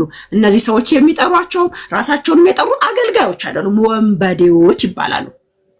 ስለዚህ እነሱን እንደ ወንበዴ ነው የምንወስዳቸው፣ የወንበዴ ስራ ስለሚሰሩ። ለዚህ ነው ሰዎችን ማስተማር አለብን። እኛ እውነቱን ለሰዎች ልንነግራቸው፣ ሰዎችን እውነት ላይ እንዲቆሙ፣ የእግዚአብሔር ቃል እውነት ላይ እንዲቆሙ፣ ወደ እግዚአብሔር እንዲጠጉ ሰዎችን እንከሬጅ ልናደርጋቸው ይገባል ብዬ አስባለሁ። ሌላው መጽሐፍ ቅዱስ ላይ ሄደን ስናይ ስለ አገልግሎት ይናገራል። በተለይ ሕዝቅኤል 44 ላይ ሄደን በደንብ ስናየው እንዲህ ብሎ ይናገራል። እግዚአብሔር የጠራቸው አገልጋዮች፣ በዛ ምዕራፍ ላይ እግዚአብሔር አገልጋዮች ምን አይነት አገልጋዮች ናቸው? እግዚአብሔር ያልጠራቸው ግን ህዝብን የሚያገለግሉ ግን እግዚአብሔር የፈቀደላቸው ዝም ብሎ የሚያያቸው ኃጢአታቸው በራያቸው ላይ ይሆናል እንደፈለጉ የሚሆኑ ወደ እግዚአብሔር መቅደስ የማይገቡ ወደ እግዚአብሔር የማይቀርቡ ግን አገልጋይ የተባሉ እግዚአብሔር ቃል ላይ የተቀመጡ ሕዝቅኤል ላይ ያሉ ደግሞ እውነትም የእግዚአብሔርን የልቡን ትርታ የሚሰሙ ከእግዚአብሔር የሆነውን አዳምጠው የሚያገለግሉ ወደ እግዚአብሔር የቀረቡ በእግዚአብሔር ቤተ መቅደስ ውስጥ የገቡ እግዚአብሔርን በቤተ መቅደስ ውስጥ የሚያገለግሉ ደግሞ ትክክለኛ አገልጋዮች እንዳሉ መጽሐፍ ቅዱስ ላይ ሄደን ስናነብ ሕዝቅኤል 44 ላይ ቁጭ አድርጓል። ስለዚህ ወገኖቼ እግዚአብሔር አንዳንዴ ዝም ብሎ የሚያያቸው ህዝብን የሚያገለግሉ ለህዝብ የሚሰው ለህዝብ የሚያቀርቡ ህዝብን እንከሬጅ የሚያደርጉ ግን እግዚአብሔር አገልግሎታቸውን የማያውቀው አገልጋይ የተባሉ ሰዎች አሉ።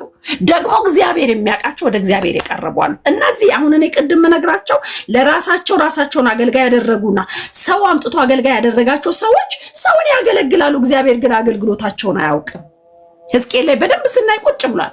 ምዕራፍ ላነብላችሁ እችላለሁ ግን በጣም ረጅም ምዕራፍ ነው። ስለዚህ እዚህ ቦታ ላይ እናንተ የምታቀርቡት ነገር ሁሉ ሰውን ለማስተማር ብላችሁ እንደሆነ በጣም 100% እረዳለሁ። ግን ወገኖቼ አንድ ነገር ልናቅ የሚገባው ይሄ ያለንበት ዘመን የመጨረሻው ዘመን ነው። ከዚህ በበለጠ ብዙ ትውልድን የሚያስቱ ከዚህ በበለጠ ብዙ ትውልድን ይዘው ወደ ሲኦል ለመውረድ የሚገሰግሱ ሰዎች ያሉበት ነው። አንዳንድ ውርደቶች አሉ መድረክ ላይ ያንን ኖራቸውን እንኳን አይደብቁ አውጥተው መድረክ ላይ እንደ ጀብድነት በእግዚአብሔር ቤት ውስጥ ኢየሱስ እንኳን እኔ አለ በልቤ ትሁት አለ ራሱ። አያችሁ ኢየሱስ እንኳን ትሁት ጌታ ነው፣ ትሁት አምላክ ነው። እነሱስ ደፋሮች ራሳቸውን ፕሮሞት የሚያደርጉ ነገራቸውን ፐርፐዛቸውን ከገንዘብ ጋር ያደረጉ ሰዎች ናቸው። እነዚህ ሰዎች የሚያገለግሉት እግዚአብሔርን አይደለም። ሲመጡም እግዚአብሔርን ለማገልገል አይደለም የመጡት፣ ለገንዘብ ማግኛ ለገንዘብ መሰብሰቢያ ታርጌት አድርጎ የመጡ ሰዎች ናቸው። ስለዚህ ከነዚህ የምናገኘው ፍሬ ይሄ ነው ወገኖቼ። እኛ ጋር ግን ፍሬ ሊገኝ ይገባል። የጸለየ ሁሉ ክርስቲያን ወይ መንፈሳዊ አይደለም። የዘመረ ሁሉ መንፈሳዊ አይደለም። ታዘዛለሁ የሚል ሁሉ መንፈሳዊ አይደለም። የእግዚአብሔርን ቃል የሚያነብ ሁሉ መንፈሳዊ አይደለም። መንፈሳዊነት ወገኖቼ ፍሬ ነው። ትጸልያለህ፣ ጸሎት ወስዶ ከእግዚአብሔር ጋር የሚያጣብቅ ከሆነ የእግዚአብሔርን የልቡን ሐሳብ ተንበርክከ በትህትና የምታዳምጥ ከሆነ ፍሬ አለው። ቃሉን የምታነብ ከሆነ የእግዚአብሔር ቃል የሚለውን እውነት የምትተገብር ከሆነ ፍሬያማ ነህ። መታዘዛለሁ ብለህ እውነተኛ መታዘዝ ባንተ ውስጥ ካለ ፍሬያማ ነህ። ይሄ ሁሉ ግብአት ነው ወዴት የሚወስድ? ወደ ፍሬ ማፍራት የሚያስጠጋ ግብአት ነው እንጂ ስለ ጸለይን መንፈሳዊ አይደለንም። ቃል ስላነበብን መንፈሳዊ አይደለንም። ታዘናል ስላለንም መንፈሳዊ አይደለንም። ወገኖቼ አንድ ነገር ልበል፣ እኛ ለራሳችን እንፍራ። አሁን ትውልዱን ልናስተምር እንታጠቅ። የእግዚአብሔርን ቃል እውነት ይዘን እናስተምራቸው። ልክ ያልሆነውን ልክ አይደለም ብለን እንግለጣቸው። ሰውን የሚበዘብዙትን ልክ አይደሉም ወደ እነሱ አትሂዱ ብለን እናስተምር ሰውን። እነዛ ከሆንን ራሳችንንም እናተርፋለን። ጳውሎስ ለጢሞቴዎስ እንደተናገረ ሌላውንም እናተርፋለን እንጂ በእኛ ዘመን እግዚአብሔር የጠራቸው አሉ የጨከኑ ኤርሚያስን ቅድም ወንድሜ ሲናገር ነበር። ኤርሚያስን እግዚአብሔር ሲጠራው ምን ብሎ ነው የጠራው? ብላቴና ነኝ አትበል፣ በአሕዛብ ላይ አነግሣለሁ፣ ሾሜሃለሁ፣ አከብራለሁ ብሎ እግዚአብሔር ስንት ነገር ተብሎት የጠራው ያ ኤርሚያስ እንኳን ምዕራፍ 28 ላይ ምዕራፍ 18 አካባቢ ስትመጡ አታለልከኝ እስኪል ድረስ ዋጋ ይከፍል ነበር። እውነትን በተናገረ ይታሰር ነበር። እውነትን በተናገረ ከግንድ ጋር አጣብቀው ዋጋ ያስከፍሉት ነበረ። ለዛውም በእግዚአብሔር ቤት ውስጥ የነበረ ካህን የሆነ ሰው ነው ዋጋ ሲያስከፍለውና ከግንድ ጋር ሲያስረው የነበረው። ስለዚህ ወገኖች ያ እውነተኛ ካህን ነው ሲባል አይደለም፣ ስም የያዘ ካህን ነው። ወገኖቼ በጣም የከፋ ጊዜ ስለሆነ ሰዎችን ተመለሱ እንበል፣ ሰዎችን እናስተምር፣ ሰዎችን እውነትን እንግለጥላቸው። የሚሄዱበት ነገር ሁሉ ትክክለኛ እንዳልሆነ እንንገራቸው። እንዲህ አይነት መንፈስ ዛሬ እኛ ዘመን ላይ ብቻ አይደለም፣ በእኛ ዘመን ግን ከፋ። በጥንትም እንዳለ ሕዝቅኤል ይናገር ነበረ። በእግዚአብሔር ቤት ውስጥ እያሉ በእግዚአብሔር ቤት ውስጥ ያልሆኑ እናውቃለን እግዚአብሔር የሚሉ ግን እግዚአብሔርን የማያውቁ አገለግላሉ የሚሉ ግን እግዚአብሔር ያልጠራቸው አሉ። ስለዚህ ሁሉንም አይደለም እንጨፈልቀው። ትክክለኞች እኮ አሉ የጨከኑ። ምንጨፈልቀው በትክክለኛው መንገድ የማይሄዱትን ነው። አርካችሁ ብዙ አላውራ። ምናልባት ምን እንደቀረላችሁ ባላቅም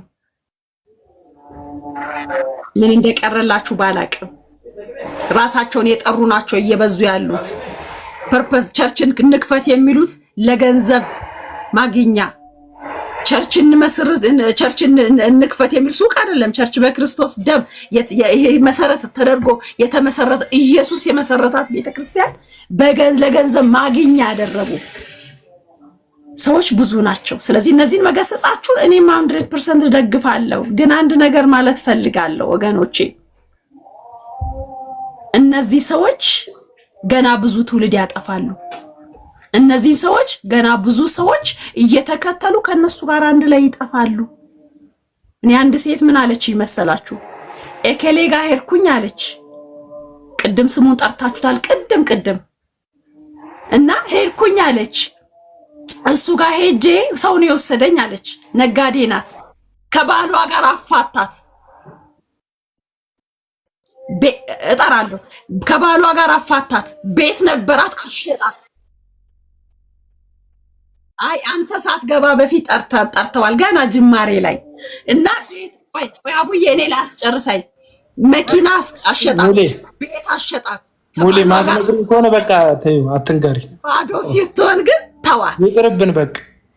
ሰውየው ካላወቅ ነው እንገምት። አቡና ቆይ አስጨርሰኝ። እንደዚህ አይነት ንግግር የለም። ከነገርሽን ስሙን ንገሪኝ፣ ካልፈለግሽ ተይው በቃ። ታሪኩን አትንገሪ። እኔ እስካሁን ተናገርሽው ሐሳብ ተስማምቶኛል። እዚህ ጋር እስማማሽም በቃ። ካልነገርሽን ተይው።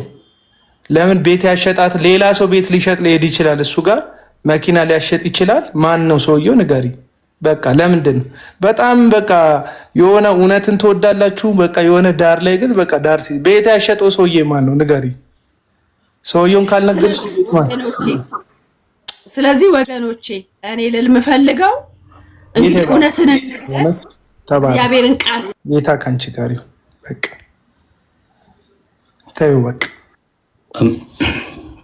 አንድ ነገር ጌታ አሸጠ ብለሽን ቤትን የሚያክል ነገር ጠርተሽ ከሰውየው እኮ ስም ቤት የሚለው ስም እኮ ነው የሚከብደው በዚህ ሰዓት። ልትነግርህ ነበር እኮ ኧረ አይደለም መናገር አልፈለገችም። ተዋት። ባይ ዘ ዌይ ወዲዮ ነገር ልበልና ልወረድ። ምንድነው እኔ ፐርሰናሊ ማምነውን እንገራችሁ። ማለት እንግዲህ ሁላችንም የራሳችን ኤክስፔሪየንስ አለ የምናገረው። ቅድም ግን የጠቀስከው እንትን እኔ በሱ ብዙም አግሪ ባላረግም ስለ ነቢያቶች መጽሐፍ ቅዱስ ላይ እንደዛ ተጠቅሶ እያለ ግን በአሁን ሰዓት ያሉ ነቢያቶች ከዛ ጋር ማች ማድረጉ ሁለቱ የዛኔ በዛን ጊዜ የነበሩና ወደፊትም ሊያጋጥሟቸው ይችላሉ ተብሎ የተጻፉ ናቸው እንጂ በ2026 ኢትዮጵያ ውስጥ ያሉ ነቢዮች እንደዚህ ነው የሚሆኑት የሚል ካልኩሌሽን በዛ ካልኩሌሽን መሄዱ አይ ዶንት ቲንክ ቴዎሎጂካሊም ትክክል ነው ብዬ አላምንም። ግን ያው እንደተረዳህበት መልክ ነው። ግን ያልከው ነገር ትክክል ነው በአብዛኛው ያው እና ምሳሌ ደግሞ የምናመጣቸዋል ነገር ትክክል ነው። ሞቲቬሽን በደንብ ሀሳብህን ግልጽ አድርገህ ነቢያት ምንድነው እንትን ምናምን ሳትል በደንብ ግልጽ አድርገህ እንትን ምናምን የሚል ዳናይ አንተ ምን ማትበል እሺ ፕሊዝ ሚዩት አድርገው። እኔ ካንተ ጋር ለሚያወራ ያለሁት በማር እየገባ እንትን ኳየት አንተ ዳናይ የምትባል ቆይ ንጽማ እኔ እናንተ እናወራለን ቡና ስማ ይኸውልህ ሳሚሻ ኖ አታቋርጠኝ አይደለም ሐሳብ ግራ ገባ። ይኸውልህ ሳልናገር እንዴት ነው ግልጽ ላድርግልህ መጀመሪያ ግልጽ ላድርግልህ ለማለት እኮ መጀመሪያ የጀመርከውን ግልጽ አድርገው አጀማመር ግልጽ ካልሆነ እንዴት ይቀጥላል? ግልጽ ሳይሆን እኮ ግልጽ ላድርግልህ እኮ መጀመሪያ የመጽሐፍ ቅዱሶቹ ነቢያቶች አልክ፣ የ2026ቶቹ እንዳሁኑ አልክ፣ ያልከው ልክ ነው አልክ፣ አልስማማም አልክ እና እንትን ፎርማ ሲዝልኝ ልክ ነው ብለህ አልስማማም ብለህ የመጽሐፍ ቅዱሶቹ ነቢያት ብለህ የ2026ቶቹ ነቢያት እንደዚህ የሆነ እስከለተናቻ ሆነ ኖ እኔ ለምሳሌ ምን አልኩ መሰለህ? በአብዛኞቹ ሁሉም አላልክም። በአብዛኞቹ ቤተክርስቲያኖች እንደዚህ ናቸው፣ በአብዛኞቹ አገልጋዮች እንደዚህ ናቸው ማለቱ በአብዛኞቹ ማለቱ ግን እንዴት እንደዛ ሊሆን ይችላል? እኔ አይደለም ያልኩት። አብዛኞቹ ነቢያቶች ያልኩበት ምክንያት አብዛኞቹ አገልጋዮች እንደዚህ ናቸው ያልኩበት ምክንያት መጽሐፍ ቅዱስ ስለሚል ነው አልክ ብለህ ሁለተኛ ጴጥሮስ ነው ምናምን ጠቀስክልን፣ አንደኛ ጴጥሮስ ብለህ ጠቀስክልን።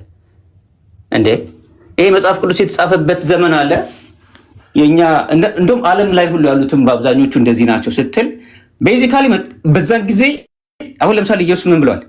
በስማቸው በእነዚህ ስም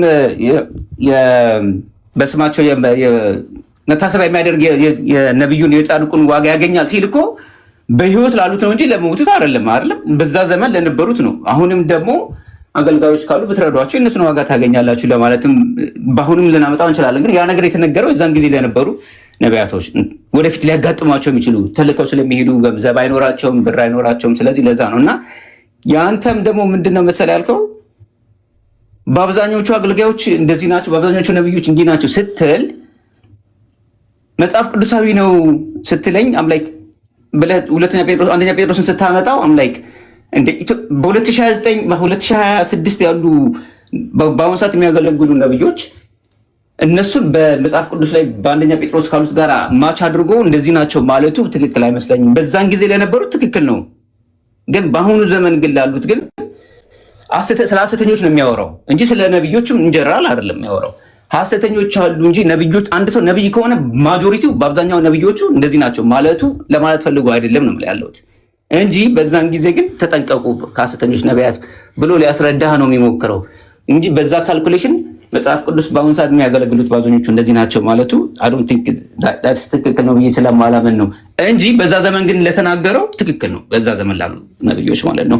አሁንም ግን የሚያሳስቱ ካሉ ግን ተጠንቀቁ እያለን ነው። ገብተዋል አባባሌ? ያ ማለት ግን በአሁኑ ሰዓት የሚያገለግሉት ማጆሪቲዎቹ እንደዛ ናቸው ማለት አይደለም። ልፈልግ ነው እንፈትሽ ለማለት ነው። ምንድን ነው የምትሰጋው? እና መጨረሻ ላይ ግን እኔ ምን ያሰብኩት ምንድነው መሰለህ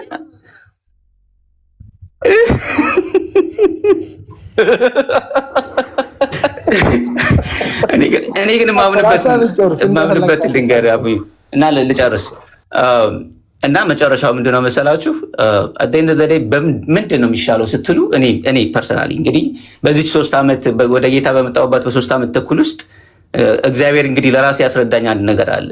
እሱ ምንድነው ኢየሱስን ብቻ አወራው ነው የሚለኝ። ኢየሱስን ሳወራው የሚገርማችሁ ነገር አሁን እኛ ብንጨነቅ እግዚአብሔር እንደዚህ አላለ። ሳሚ የራስህ ነው። እኔ ለኔ እኮ ነው ያልኩ። ለአንተ ምንም የለም። አንተን ከቃሉ ውጭ አያወራም። መንፈስ ቅዱስ አያስረዳም ለአንተ በግልህ። እግዚአብሔር ከቃሉ ጋር ተጋጭቶ አያወራማ። ተጋጭ አላልኩም እኮ እኔ። በቃ ይጋጫል። አሁን ያልከው ኢየሱስን ብቻ አውራ አይልም። ለኔ እኮ ነው ያልኩ። ኢየሱስን ማውራት እኮ እንዴት ነው የምስራች አይደል? ወንጌል የምስራች አይደል? ኖ ወንጌል መስራች ቢሆንም ጴጥሮስ እኮ ሌላ ነገር አወራ እኮ። ጳውሎስ እኮ ገባኝ። ስማ ጳውሎስ እኮ ስለ ቤተክርስቲያን አስተዳደር ቤተክርስቲያኑ ስለተነሳ ግጭት ጻፈ እኮ። አንተ ጳውሎስን ያላለውን ለአንተ አዲስ ነገር ሊነግርህ ነው ወይስ ጴጥሮስን ያላለውን ሊልህ ነው እንዴ? ለምሳሌ አንደኛ ቆሮንቶስ መልእክትን ብታይ ቤተክርስቲያን ውስጥ የጸብ ነበር፣ የመከፋፈል ነበር። ቤተክርስቲያን ውስጥ ያሉ ችግሮችን እንድናወራ ደግሞ መፍትሄ እንድንሰጣቸው ባይብል ይናገራል። ስለዚህ ኢየሱስ አንተ ጋር መጥቶ በተለየ መንገድ እግዚአብሔር ሐሳብ ቀይሮ ችግሩ እያለ ትርምሱ እያለ ሌብነቱ እያለ ሐሰተኝነቱ እያለ በቃ ኢየሱስን ብቻ አውራው አይልህ። አሁን እንደዚህ የሚሉ ሰባኪዎችም አሉ፣ ትክክለኛ ተብለው የሚታዩ የለም ይባል። ኢየሱስን ብቻ ሳይሆን ችግሩን እናነሳለን። መፍትሄው ደግሞ መጽሐፍ ቅዱስን፣ አባቶችን፣ ታሪክን መጥቀስ ማየት፣ ለዚህ ዘመን ደግሞ የሚሆን መልእክት በዛ ዘመን በመንፈስ ቅዱስ ምሪት። አሁን አንተ ቅድም ኤክስፔርድ የሚያደርግ አስመሰልከው የእግዚአብሔርን ቃል። የእግዚአብሔር ቃል እኮ ኤክስፔርድ ዴት የለው። ከ2000 ዓመታት በፊት በነ ጴጥሮስ በኩል መንፈስ ቅዱስ ሲናገር፣ መንፈስ ቅዱስ እንደምታውቀው የመለኮት አንዱ አካል ነው አይደል እንዴ? የሥላሴ አንዱ አካል ነው፣ መለኮት ነው መንፈስ ቅዱስ። ስለዚህ መንፈስ ቅዱስ መለኮት የሆነ መንፈስ ቅዱስ በነ ጴጥሮስ ውስጥ ሆኖ ይህንን መልእክት ሲያጽፋቸው ለእኛም ዘመን የሚሆን መልእክት ነው የተናገረው። አሁናዊ ተደራሲዎቹ ለጴጥሮስ በስደት ላይ ያሉ ክርስቲያኖች ቢሆኑም የተበተኑ ክርስቲያኖች ቢሆኑም መልእክቱ ግን በመንፈስ ቅዱስ ከመጻፉ የተነሳ ለእኛ ዘመን የሚሆን መልእክት ሆኖ፣ ስለዚህ ትክክላችንን ስህተታችንን የምንመዝነው እነ ጴጥሮስ በመንፈስ ቅዱስ በጻፉልን የእግዚአብሔር ቃል ነው። ከዛ በዘመናት ደግሞ ቤተክርስቲያን የተነሱባት ምንፍቅናዎች አሉ፣ የስህተት ትምህርቶች አሉ፣ ብዙ ትምህርቶች አሉ። አባቶች እንዴት ሶልቭ አደረጉት፣ ቤተክርስቲያን እንዴት የተነሳባትን ችግር መልስ ሰጠችበት የሚለውን አይተን ከታሪክም ከቅዱስ ቃልም እያጣቀስን ከቤተ ክርስቲያን ታሪክ እያጣቀስን የእግዚአብሔር ቃል መፍትሄ እንደሚሰጥ እናምናለን እና ኢየሱስን ብቻ ስበከው። አሁን እንደዛ ነው የሚሉት አንዳንድ ሰዎች። ኢየሱስን የሚወዱት ይመስላል። አትወዱትም። ኢየሱስን ብቻ ስበክ የምትሉ ሰዎች እናንተ ኢየሱስን እንደምትጠሉት ማንም ኢየሱስን አይጣለው። ምክንያቱም በክርስቶስ ስም ሲነገድ ዝም በሉ ለማለት ነው ኢየሱስን ብቻ ስበኩት የምትሉት። ንግዱ ይፋፋም አይመለከተንም፣ ኢየሱስን ብቻ ስበኩት የምትሉ መበለቲቷ ስትዘረፍ ፍትህ እንትን ሲል ሲዛባ የእግዚአብሔር ስም ለመነገጃ ሲሆን ቤተክርስቲያን ስትተራመስ ጸጥ ብላችሁ ኢየሱስን ብቻ ስበኩት። ኢየሱስ እንኳን መጥቶ አብ አባቱን ብቻ አይደለም የተናገረው፣ ፈሪሳውያንን ተናግሯል፣ ስህተታቸውን ተናግሯል፣ አካሄዳቸውን ግብዝነታቸውን ጠቅሶ አውርቷል። ፈሪሳውያን ራሱ ጌታ አብን ሊተርክ የመጣ ጌታ፣ አባቱን ሊያከብር የመጣ እኔ ዝቅ ልል አብ ከፍ ሊል ይገባል ብሎ የተሰበከ ትሁት ጌታ በጣም ብዙ ነገር አስተምሮናል። ላይፍ ስታይላችንን አስተምሮናል። ህይወታችን ላይ ከባልንጀራችን ጋር እንዴት መኖር እንዳለብን ኢየሱስ አስተምሮናል። ኢየሱስ በቃ ሌላ ይሄ ስብከት አይፈል ከባልንጀራዬ ጋር እንዴት መኖር አለብኝ። ክርስትና እኮ ኢየሱስን ብቻ በመስበክ መኖር እኮ አይደል። ክርስትና እንዴት ነው ሶልቭ የማደርገው? ሜሬጅ ላይ ችግር ሲፈጠር እንዴት ነው ሶልቭ የማደርገው? ምክንያቱም ትዳር የሚባል ነገር አለ። አሁን አንተ ሚስትህ ጋር ብትጣላ፣ በሆነ ነገር ላይ ብትጣላ፣ የሚገርምሽ ከቅድስት ድንግል ማርያም የተወለደ ከዘመናት በፊት ከአብ ጋር የነበረ ብቸኛው ልጅ ኢየሱስ ክርስቶስ ራሱን መስዋዕት ያደረገ ነው እንዴ የምትላት? አይደለም። ኢየሱስ ቤተክርስቲያንን እንደወደዳት ሚስትህን ለመውደድ ትሞክራለህ። ነፍሱን እንደሰጣት ህይወቱን እንደሰጣት ለመስጠት ትሞክራለህ። አዎ መልሱ ራሱ እኮ ኢየሱስ ነው። ግን ኢየሱስ እንዴት ለትዳርክ ይሆናል ነው? በስብከት ላይሆን ይችላል። አንዳንዱን ይቅርታ ጠይቀ ተንበርክከ ጥፋትህን አይተህ የማኔጅመንት ችግር ከሆነ አሻሽለ ነው የምታስተካክለው እና በጣም ብዙ ነገር በተለይ ኢየሱስን ብቻ ስበኩ ምናምን የምትሉ ሰዎች አይደለም። ሐዋርያው ጳውሎስ ምዕራፍ 20 ቁጥር 28 እና 29 ላይ በእናንተ መካከል 3 ዓመት ስኖር ቀንና ሌሊት አሳሰብኳችሁ ይላል። ስለምን? ስለ ሐሰተኞች አሳሰብኳችሁ ቀንና። ጳውሎስ ስብከት አጥሮት እንዳይመስልክ 14 መጽሐፍ የሰጠን ነው። አንዳንዶች 13 ይላሉ። 14 መጽሐፍ የሰጠን ጳውሎስ በመንፈስ ቅዱስ ምሪት የጻፈ ለቤተ ክርስቲያን እጅግ የተጋ ብዙ የመርከብ አደጋ የደረሰበት ለ41 ሲቀረው 3 እና 4 ጊዜ የተገረፈ በመንገድ ላይ ሽፍቶች የገጠሙት ተወግሮ ሞቷል ተብሎ ሲኬድ ነፍስ ዘርቶ በህይወት የቀጠለ በሮማውያን ፊት ለፊት ነፍሱን ለክርስቶስ ወንጌል መስዋዕት ያደረገ ሰው ነው ጳውሎስ። ይሄ ጳውሎስ የስብከት እጥረት ኖሩበት አይደለም። ስብከቶቻችን የሚመሰረቱት ጥቅሳችን ስለ ቤተ ክርስቲያን አናቅም ነበር። ጳውሎስ ባይነግረን እንዴት ቤተ ክርስቲያን ማኔጅ እንደምትደረግ፣ ኤጲስቆጶስ እንዴት እንደሚመረጥ፣ የቤተ ክርስቲያን ሽማግሌ እንዴት እንደሚመረጥ የነገረ ይሄ ጳውሎስ ስለ ኢየሱስ ብቻ ነበር የሰበከው ካላችሁኝ የዘንድሮ ጴንጤዎች አላችሁ። በቃ ኢየሱስ ብቻ መስበክ፣ ኢየሱስ ዘመኑ አጥሯል። ዘመኑ ስላጠራ ወንጌል ይሰበካል። ወንጌል ለፍጥረት ሁሉ ይሰበካል። ልክ ነው። ክርስቶስ ኢየሱስ እንደሞተ ከሙታን እንደተነሳ በእርሱ በኩል መታረቅ እንደሆነ በቤዛነቱ ከእግዚአብሔር ከአምላካችን ጋር እንደተራረቅን እንሰበካለን። ልክ ነው። ዋናው መሰረቱ ግን እሱ ብቻ አይደለም ያለው። እሱ ብቻ አይደለም ደግሞ አለ ኢየሱስም ነው። ኢየሱስ ስብከት አጥሮት ነው እንደ ማቴዎስ ወንጌል ምዕራፍ 7 ላይ የበግ ለምድ ለብሰው ከሚመጡ በውስጣቸው ነጣቂ ተኩሎች ከሆኑ ሐሰተኛ ነቢያት ተጠበቁ ያለው ኢየሱስ ነግሮናል። እንዴ ለአንተ በተለየ መንገድ መጥቶ ኢየሱስን ብቻ ስበክ ይላል እንዴ መንፈስ ቅዱስ? አዎ ቆይ አንዳንድ ጊዜ ሁለት ሰከንድ እኮ ብትጨምርልኝ ኖሮ አይደለም ሁሉ ጊዜ ነው። የቀደመው ሞጭላፎች እነ ኦራል ሮበርትን እኔ አላውቃቸውም። እነ ቤኒንን ዞሮ እኔ ትመቸኛል፣ ፐርሰናሊ ትመቸኛል። አንተ ፐርሰናሊ ግን እንዳልኩ እኔ ከ3 ወር ጀምሮ ነው ማቅ ከ3 ወር ጴንጤነት ጀምሮ ስለማቀ ይሄን ደግሞ ለማናናቅ አይደለም የምጠቀመው። ደስ ትለኛል ለጌታ ምናምን ያለ ጥሩ ነገር አለ። ምንም ጥሩነቱን እንትን አለለው። ከ3 ወር ነው ብለህ ስትጀምር ይኸው 3 ዓመቴ ነው ስትል ድረስ አብረናልን ቲክቶክ ላይ ውሸቴን ከሆነ መስክርብኝ። 3 ወር ነው ጌታን ካገኘው ብለህ ስትጠይቅ ጀምሮ እስከ 3 ዓመቴ ድረስ አብሬ ካለውና ብዙ ጊዜ እንትን ዲፌንድ ልታደርጋቸው ትፈልጋለህ እነዚህን ሰዎች። ባለፈው ፋይናንሻሊ ራሳቸውን ማበልጸጋቸው መጽሐፍ ቅዱሳዊ እንደሆነ ልትሞግተኝ ሞክራል። እየጠቀስኩ እያሳየው ከመጽሐፍ ቅዱስ ፋይናንሻሊ ሚሊዮነር መሆናቸው ባይብሊካል እንደሆነ ልታስረዳኝ ሞክራል። እና ይሄ ልክ አይደለም። ይሄ ስህተት ነው። ክርስቶስ ይሰበካል ለዓለም ሁሉ። ልክ ነው። ይሄንን እኮ ቤተክርስቲያን እየሰበከችው ነው። እኛ ብቻ አይደለም፣ ኦርቶዶክሳውያን ይሰብኩታል፣ ካቶሊካውያን ይሰብኩታል። በዓለም ሁሉ ላይ ስለ ክርስቶስ ጌትነት ስለ አምላክነቱ ይነገራል። የሥላሴን ትምህርት እነዚሁ ቤተክርስቲያናት ሳያቀነቅኑት መጥተዋል። አሁንም በጸሎታቸው ብዙ ነገር ይሰብኩታል። እኛም ደግሞ በሰንበቶቻችን በመድረኮቻችን ላይ ኢየሱስን እንሰብካለን። ኢየሱስ የተሰበከ ነው። ገባ? ይሰበካል። ይሄ የክርስቶስ ወንጌል በዘመን ፍጻሜ ለዓለም ሁሉ እንደሚሰበክ መጽሐፍ ቅዱስ ስለሚናገር ይሄ እውነት እንዳለ ሆኖ ግን ቤተክርስቲያኖቻችን ውስጥ ያሉ የሐሰት አሰራሮች የቅጥረኛ መጋቢዎች፣ እረኞች ኢየሱስ ዋርድያ የሚላቸው አይነት ጠባቂዎች፣ ቅጥረኛ እኔ እውነተኛ እረኛ ነኝ አለና ኢየሱስ እውነተኛ እረኛ ነፍሱን የሚሰጥ ነው፣ ገንዘብ የሚቀበል አይደለም፣ ነፍስ የሚሰጥ ነው አለ። ነፍሱን ለበጎቹ ያኖራል። ቅጥረኛ እረኛስ ተኩላ በመጣ ጊዜ ይፈረጥጣል። ገባ? ጆሮን እስኪነካ ድረስ እስኪያቃጥለው ድረስ ያመልጣል ቅጥረኛ እረኛ። ምክንያቱም ለደሞዝ ብሎ ነው እንጂ ለበጎቹ ካለው ፍቅርና ቀናይ ልብ አይደለም ስራውን የጀመረው። እውነተኛ እረኞች አሉ። የእረኞቹ አለቃ ደግሞ ኢየሱስ ነው። እኚህ እውነተኛ እረኞች ግን በጣም ጥቂቶች ናቸው ነው እያልኩ ያሉ፣ ጥቂት ናቸው። ይሄ እኔ ነኝ የምለው አይደለም። መጽሐፍ ቅዱስ እውነት ነው።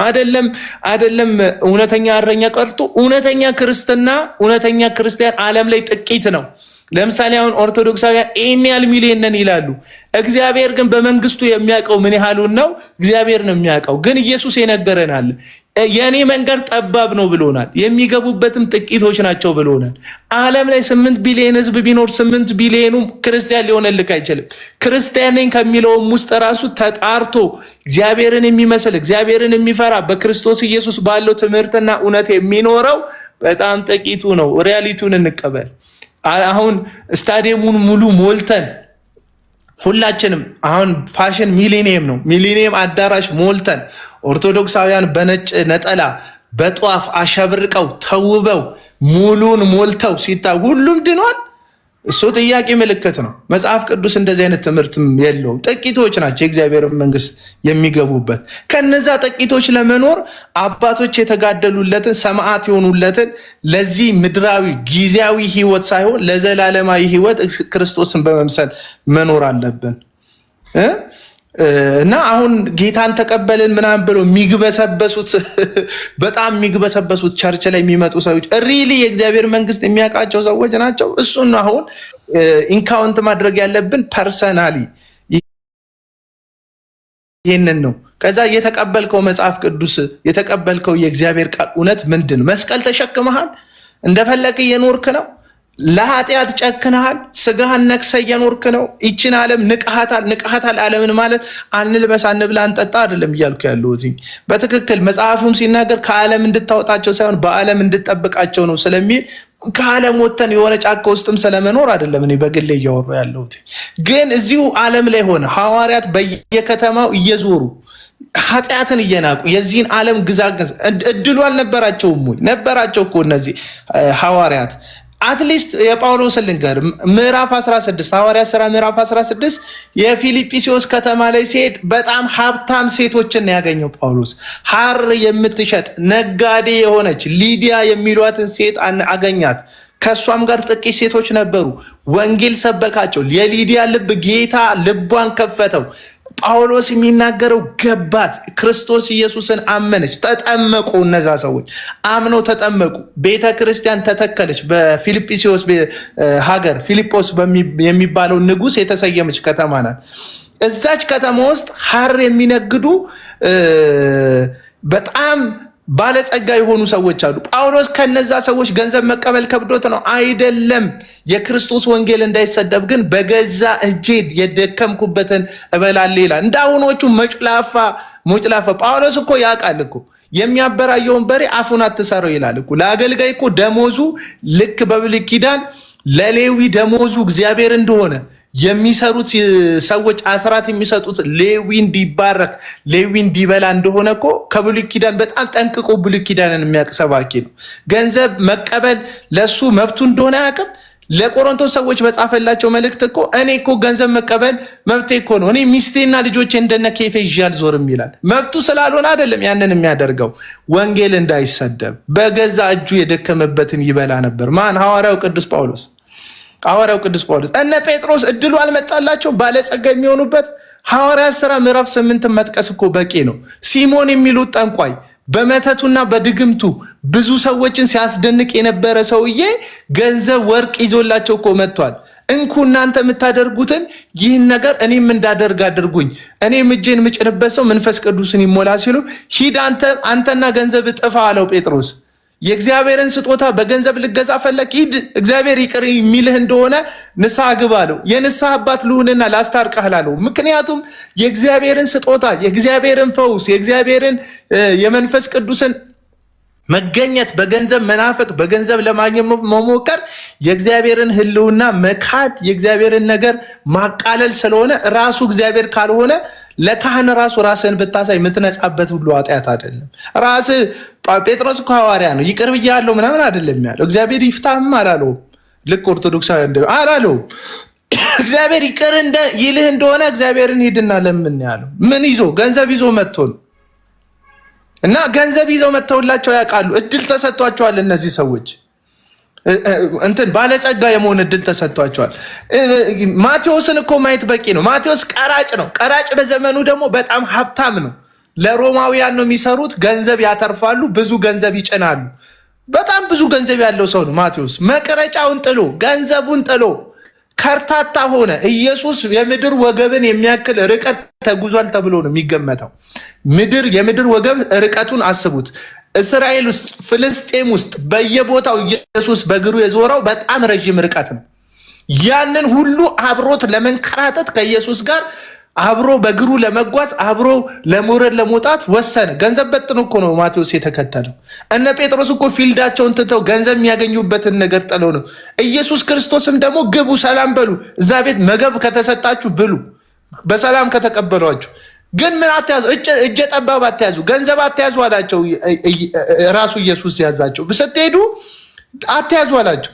ያሁኑ ሰባኪ መጥቶ የሚሰብክ ከጥቅስ የበለጠ እኮ የሚነግርህ እኮ በግንባታ ቢሊየን ብር እንደሚያስፈልገው እኮ ነው። ረጅም ሰዓት የሚሰብካችሁ ቬጋስ ያላችሁ ክርስቲያኖች፣ አሜሪካ ያላችሁ፣ ከኢትዮጵያ የሚጋበዙ መጋቢዎች ምን ብለው ነው የሚሰብኳችሁ?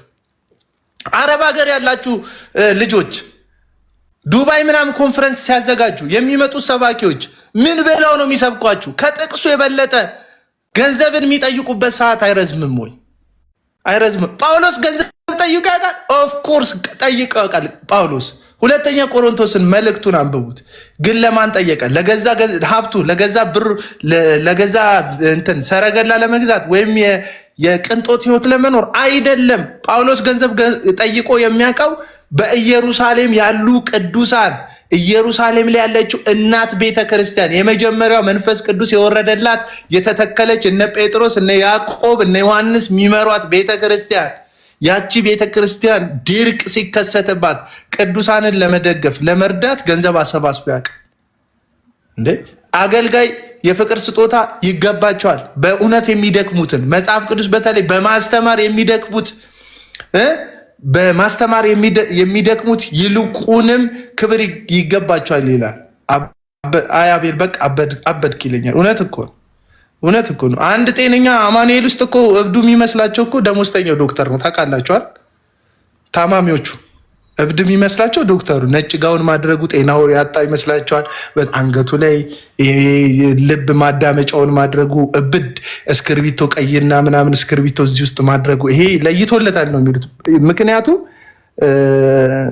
ጤነኛ እንደሆኑ ስለሚሰማቸው እና ያበድኩ የሚመስላችሁ ሰዎች ጤና ስለሌላችሁ ነው ልላችሁ ፈልጌ ነው። እያከምኳችሁ እኮ ነው። መድኃኒቱ ነው እንዲህ የሚያደርጋችሁ። እና ምን እያልኳችሁ ነው ያለሁት? ገንዘብ ለወንጌል ሰባኪዎች ያስፈልጋል። ግን ምንድን ነው ያለኝ ይበቃኛል ከሚል መረዳት ያፈነገጠ ህይወት ከኖረ ሰውየው ጤነኛ ወንጌል አገልግሎት አይደለም ያለ። እንዲቀድም እኮ ነግሬያቸዋል። ምን አልኳችሁ? ኢየሱስ ክርስቶስን የሚመስሉ አገልጋዮች ኢየሱስ ክርስቶስን ጨምሮ 3 ዓሣ 2 ዳቦ ለ5000 ሰው 12 መሶብ አንድ ጊዜ 7 መሶብ እስኪተርፍ ድረስ ምን ብለዋል? ለህዝቡ መግበዋል። አሁን 5000 ሰው ተሰብስቦ አንድ ቢበላ አስራት ቢበላ መባ ቢበላ የፍቅር ስጦታ ቢበላ የማይጠረቅ ለአንተ የንግግር በረከት ብቻ የሚሰጥ ለራሱ ግን ሊትራል ገንዘብን ከኪስ የሚያወልቅ አሁን አንድ ሞጭራፋ ሌባ አለ፣ በጌታ ስም የሚነግድ በወጣት ስም የሚነግድ የምታውቁት በእኔም ላይ ሲጫወት የነበረ ዮናታን አክሊሉ የሚባል ሞጭራፋ አለ። ስለሱ ደግሞ ቆይ ልንገራችሁ። አንድ ቆይ በረከት ይላከልኛል፣ እሱን ልጋብዛችሁ እንዴት አድርጎ እንደሚባርክ። ከዛስ 100 ሺህ ብር የሚሰጠኝ 10 ሰው ይውጣ ይላል። በረከቱ ደግሞ እንዴት በቃ ደስ ይላል፣ ልብህን ያሞቃል እኮ። አሁን ራሱ አሜን አሜን ትላላችሁ። ልክፈትላችሁ። አሜን አሜን የሚያስብል በረከት የሚባርኳችሁ አሜን። ግን ውሸት ነው። የነሱ በረከት አይደርስም። እርግማናቸውን በረከታቸውም አይደርስም። እርግማናቸው ቢደርስ እኔ ላይ ይደርስ ነበር። ልንገራችሁ፣ የውሸት ነው። አይደርስም እርግማናቸው። አለፍ ላድርግላችሁ። የከደነ ውሃ አለ። ምን ይላል? አሜን አሜን። ፖቴንሻል ይዛ ነው የተፈጠረችው። ህይወት አለ ውስጧ ህይወት አለ፣ ዘር አለ፣ የሚያድግ ነገር አለ። ግን ውሃ ከድኗታል። ከዛ እግዚአብሔር እንደዚህ ያለ ምድርን የሸፈናት ነው፣ ምድርን የከለላት ነው። ውሃ ወደ አንድ ወገን ይሰብሰባል። የሰማኝ ሰው ካለ ልክ እንደዚህ እዚህ ውስጥ ምን አለ? ወርቅ አለ። እዚህ ውስጥ ምን አለ? ብር አለ። እዚህ ውስጥ ምን አለ? ሞባይል አለ። የሚያስፈልጋችሁ ሪሶርስ አለ። በጌታ በኢየሱስ ስም ምድርም ተገለጠች ተብሎ እንደተጻፈ የተከደነባችሁ ነገር የተገለጠ ይሆንላችሁ። ነገራችሁ የት እንዳለ ታዩ ዘንድ በጌታ በኢየሱስ ስም ይገለጥላችሁ። አንተ አሜን ትለ ነገር ይገለጥልህ። አሜን እንደዚህ ይደረግልህ። አሜን እንደዚህ ይደረግልህ አሜን፣ እንደዛ ይደረግልህ አሜን ምናምን ይባላል። አንተ በረከቱ ከዛስ እሱ በረከቱን እንደጨረሰ ሚነና 50 ሺህ ብር ቢሰጠኝ 20 ሰው ብድግ ይበል አሜን አይልም። እስቲ ቆማ አንተ እግዚአብሔር የተደበቀብህን ይስጥ በለው አሜን አይልም። ምክንያቱም እንደማይሰራ ያውቅ። ይሄ ሰው ምንድነው የሚያደርገው? ሊተራሊ በእጅ የሚዳሰስ ገንዘብህን ከኪሴ ይወስዳል፣ ተስፋ ግን ይሸጥልሃል።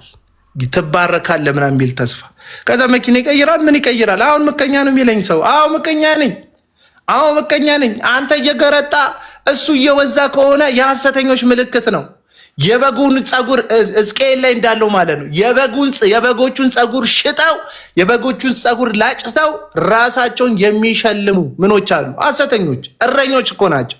ስማቸው እረኛ ነው፣ ግን የበጉን ጸጉር የሚሸልቱት ብርድ የሚከላከልበትን ራሱን የሚያሞቅበትን የብርድ ጊዜ አይሉም፣ የዝናብ ጊዜ አይሉም። ይሸልቱትና ለራሳቸው ኮንፈርት የሚሰጥ አልጋ ይሰሩበታል፣ ልብስ ይሰሩበታል።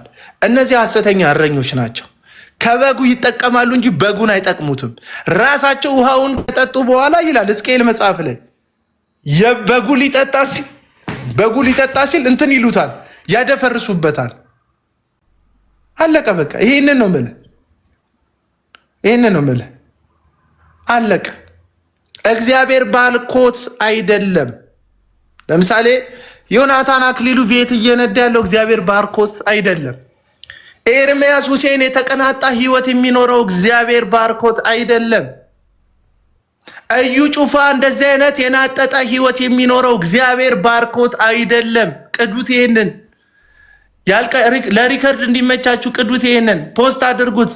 ቢያንስ ብዙ ሰው ይኮምትላችኋል እኔን እየሰደበ። ምክንያቱም የዚህ ዓለም ተስፈኞች አመፅን የምትደግፉ ሰዎች እውነትን የሚነግራችሁ ሰው በመጥላትና ስም በመለጠፍ እንደምታሳልፉ እናውቃለን። ሪከርድ አድርጉትና ፖስት አድርጉት። በተለይ የእነዚህ ሰዎች ደጋፊዎች ለእናንተ ነው የሚመቸው። ዮናታን አክሊሉ ቤት የሚነዳው እግዚአብሔር ባርኮት አይደለም። አስራትና መባ ዘርፎ ነው።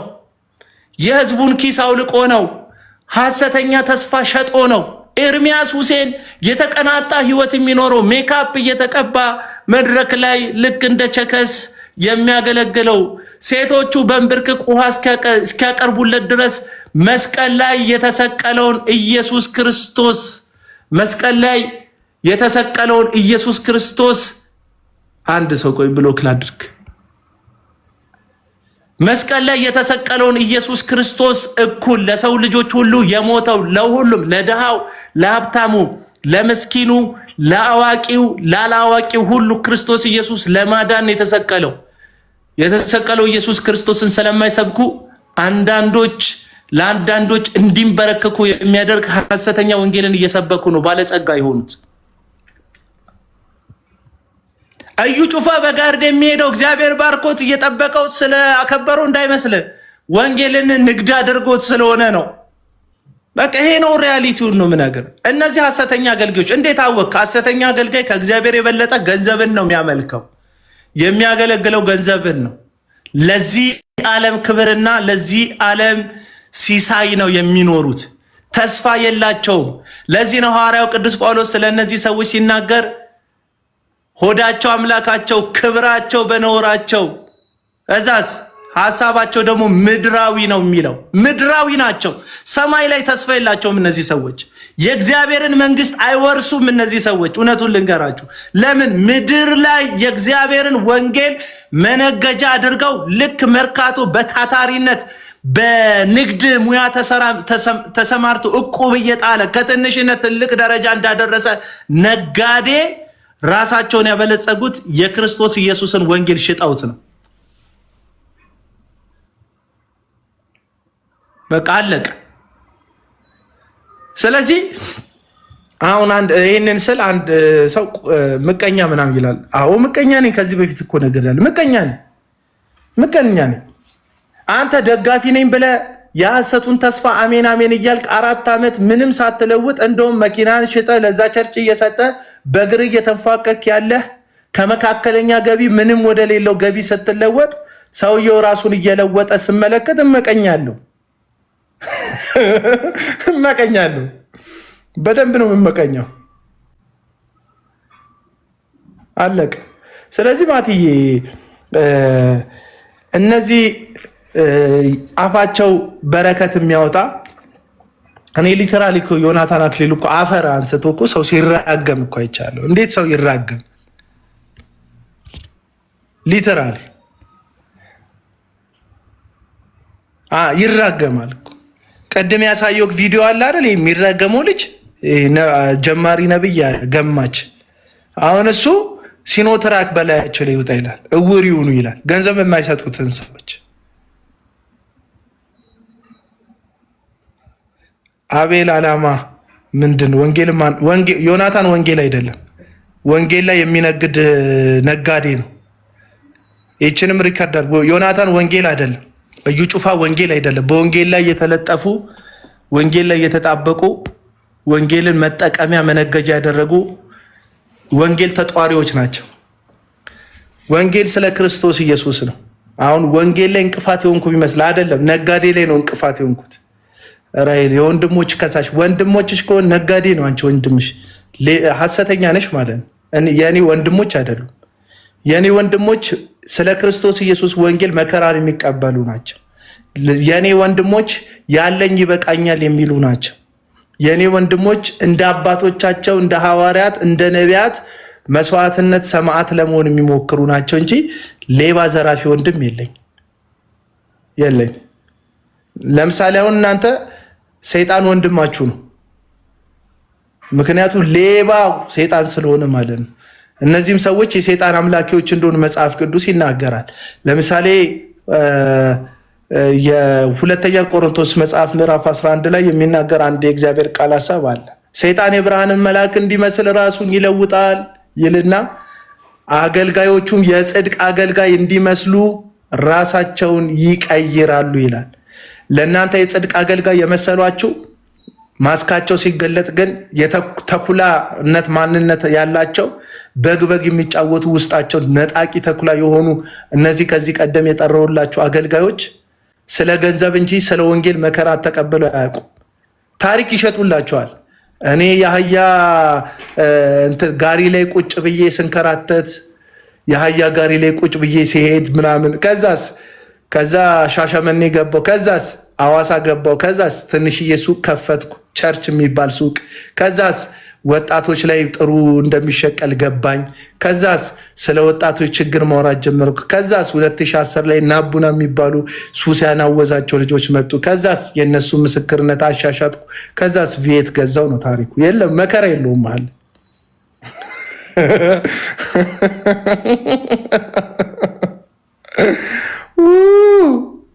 ከሚስቴ ጋር ያላየነው መከራ የለም ምናምን ይለዋል መጥተው። ከሚስቴ ጋር ያልወጣ ነው ያልወረድ ነው ያልወጣንበት ዳገት ያልወረድ ነው። እናስ ከዛስ ንግድ ሞከርን። ከዛስ ንግድ አየ ሲስተም ነው። ንግድ ጥበብ ይፈልጋል። ንግድ ኮሚትመንት ይፈልጋል። ንግድ ምን ይፈልጋል? የገቢዎች የሚባል ድርጅት አለ። አይሰማክም። ገቢ ክንድ መጥቶ ይገምትብሃል። አይሰማም። ገቢዎች መጥቶ ትነግዳለህ፣ ትከፍላለህ ለመንግስት። ከዛስ ገቢዎች የማይመጣበት ቢዝነስ ሞከርን። ምግብ ቤት ሞከርን፣ ፌል አደረገ። የሆነ ቤት ሞከርን፣ ፌል አደረገ። ከዛስ ቸርች ሞከርን። ቸርች ላይ ገቢዎች የለም። ቸርች ላይ ማንም ሂሳብ አይቆጣጠርብህም። ከዛማ ምዕመኑን አስራት ለጌታ ቤት እያልን ተቀበልን። የቴሌቪዥን ፕሮግራም ከፈትን። በቴሌቪዥን የሚከታተለንን ሞኝ ህዝብ ከታች በሚሯሯጥበት ገንዘብ ተቀበልን። ሚሊዮነር ሆነ። ከዛስ ምን አሉ እና አያል እንዳለ ቪየትን ማልነዳው አለ። መጀመሪያ አያል እንዴ የምትነዳው ምንድነው? ቪየት ያስነዳል። ሌብነት ነው ቪየት ያስነዳል። ሌላ ታሪክ የለህም። መጀመሪያ እኮ በአህያ ላይ እንትን ጨኘ ምናምን እያልከን ነበር። አለቀ በቃ። ንግድ ላይ ፌል ያደረጉ፣ ማስተማር ላይ ፌል ያደረጉ፣ ኖርማል ህይወታቸው ላይ ፌል ያደረጉ ሂዳችሁ ታሪካቸውን ይዩት። በምድራዊ ህይወታቸው ላይ ምንም ስኬት ያልነበራቸው ሰዎች ናቸው። ጸጉራቸውን አጎፍረው ነብይ ተጫውተው ሴት ታክስ የማይከፈልበት አትራፊ ድርጅት ከፍተው ቸርች የሚሉት መጋዘን ከፍተው ህዝቡን የሚመዘብሩት። አለቀ። ሪያሊቲው የማይስማማክ ነገ እንደነሱ ግብር የማይከፈልበት መጋዘን ከፍተክ ለመዝረፍ የተዘጋጀ ጸጉርህን እያጎፈርክ ያለ ሌባ ነህ። አሁን ኮመንት ላይ የምትርመጠመጠው አውቃለሁ።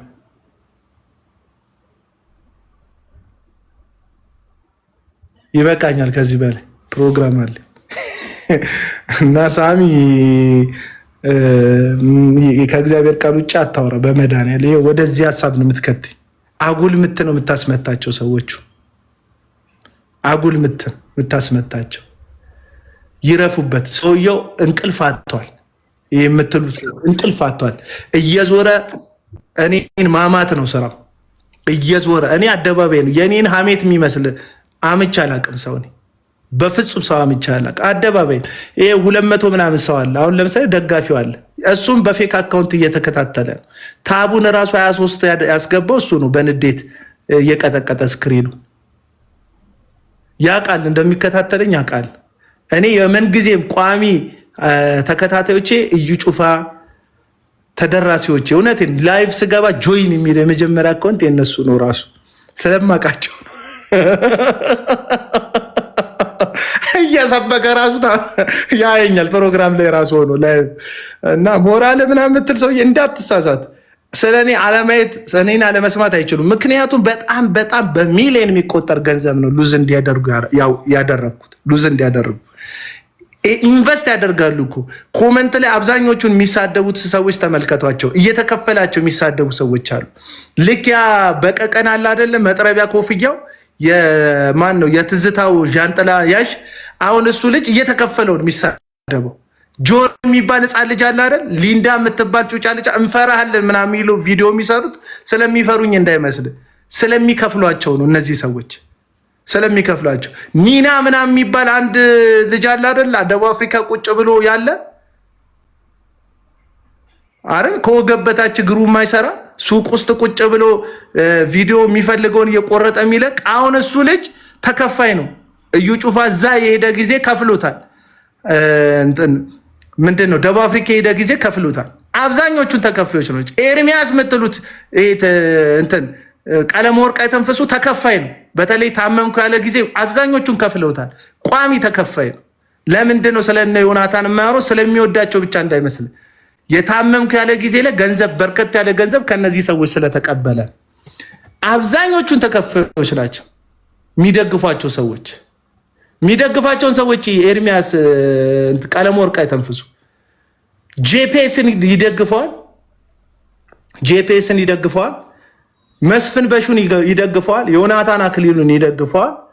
እነዚህን ሰዎች የሚደግፍበት ዋና ምክንያት ደግሞ ከሱ ጋር ቀጥታ ግንኙነት ስላለ መስፍን በሹ ፌንት እንዲሰራ ስላደረገው ነው። ያው መንፈስ ቅዱስ ነው የሚለው የብልጽግና መንፈስ ነው፣ ግን ሰውየውን ያገኘው አሁን የብልጽግና መንፈስ ያገኛል አለ። ኤርሚያስ ወደቀ። ከዛ በኋላ ስልኩ ይግላል።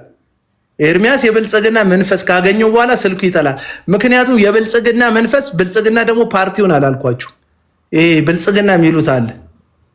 የብልጽግና መንፈስ ወደታች ከጣለው በኋላ በእያንዳንዱ ላይቭ ላይ ራስን ማበልጸግ ነው የሚታየው። ስልኬ ጋር የሚለው ጀርቤ የታመመ የሚለው ከዛ በኋላ አይ ቲንክ ጀርባውም የታመመው እንትና ከጣለው በኋላ ይመስለኛል፣ ለብልጽግና መንገድ እንዲሆንለት ወደኋላ ሲወድቅ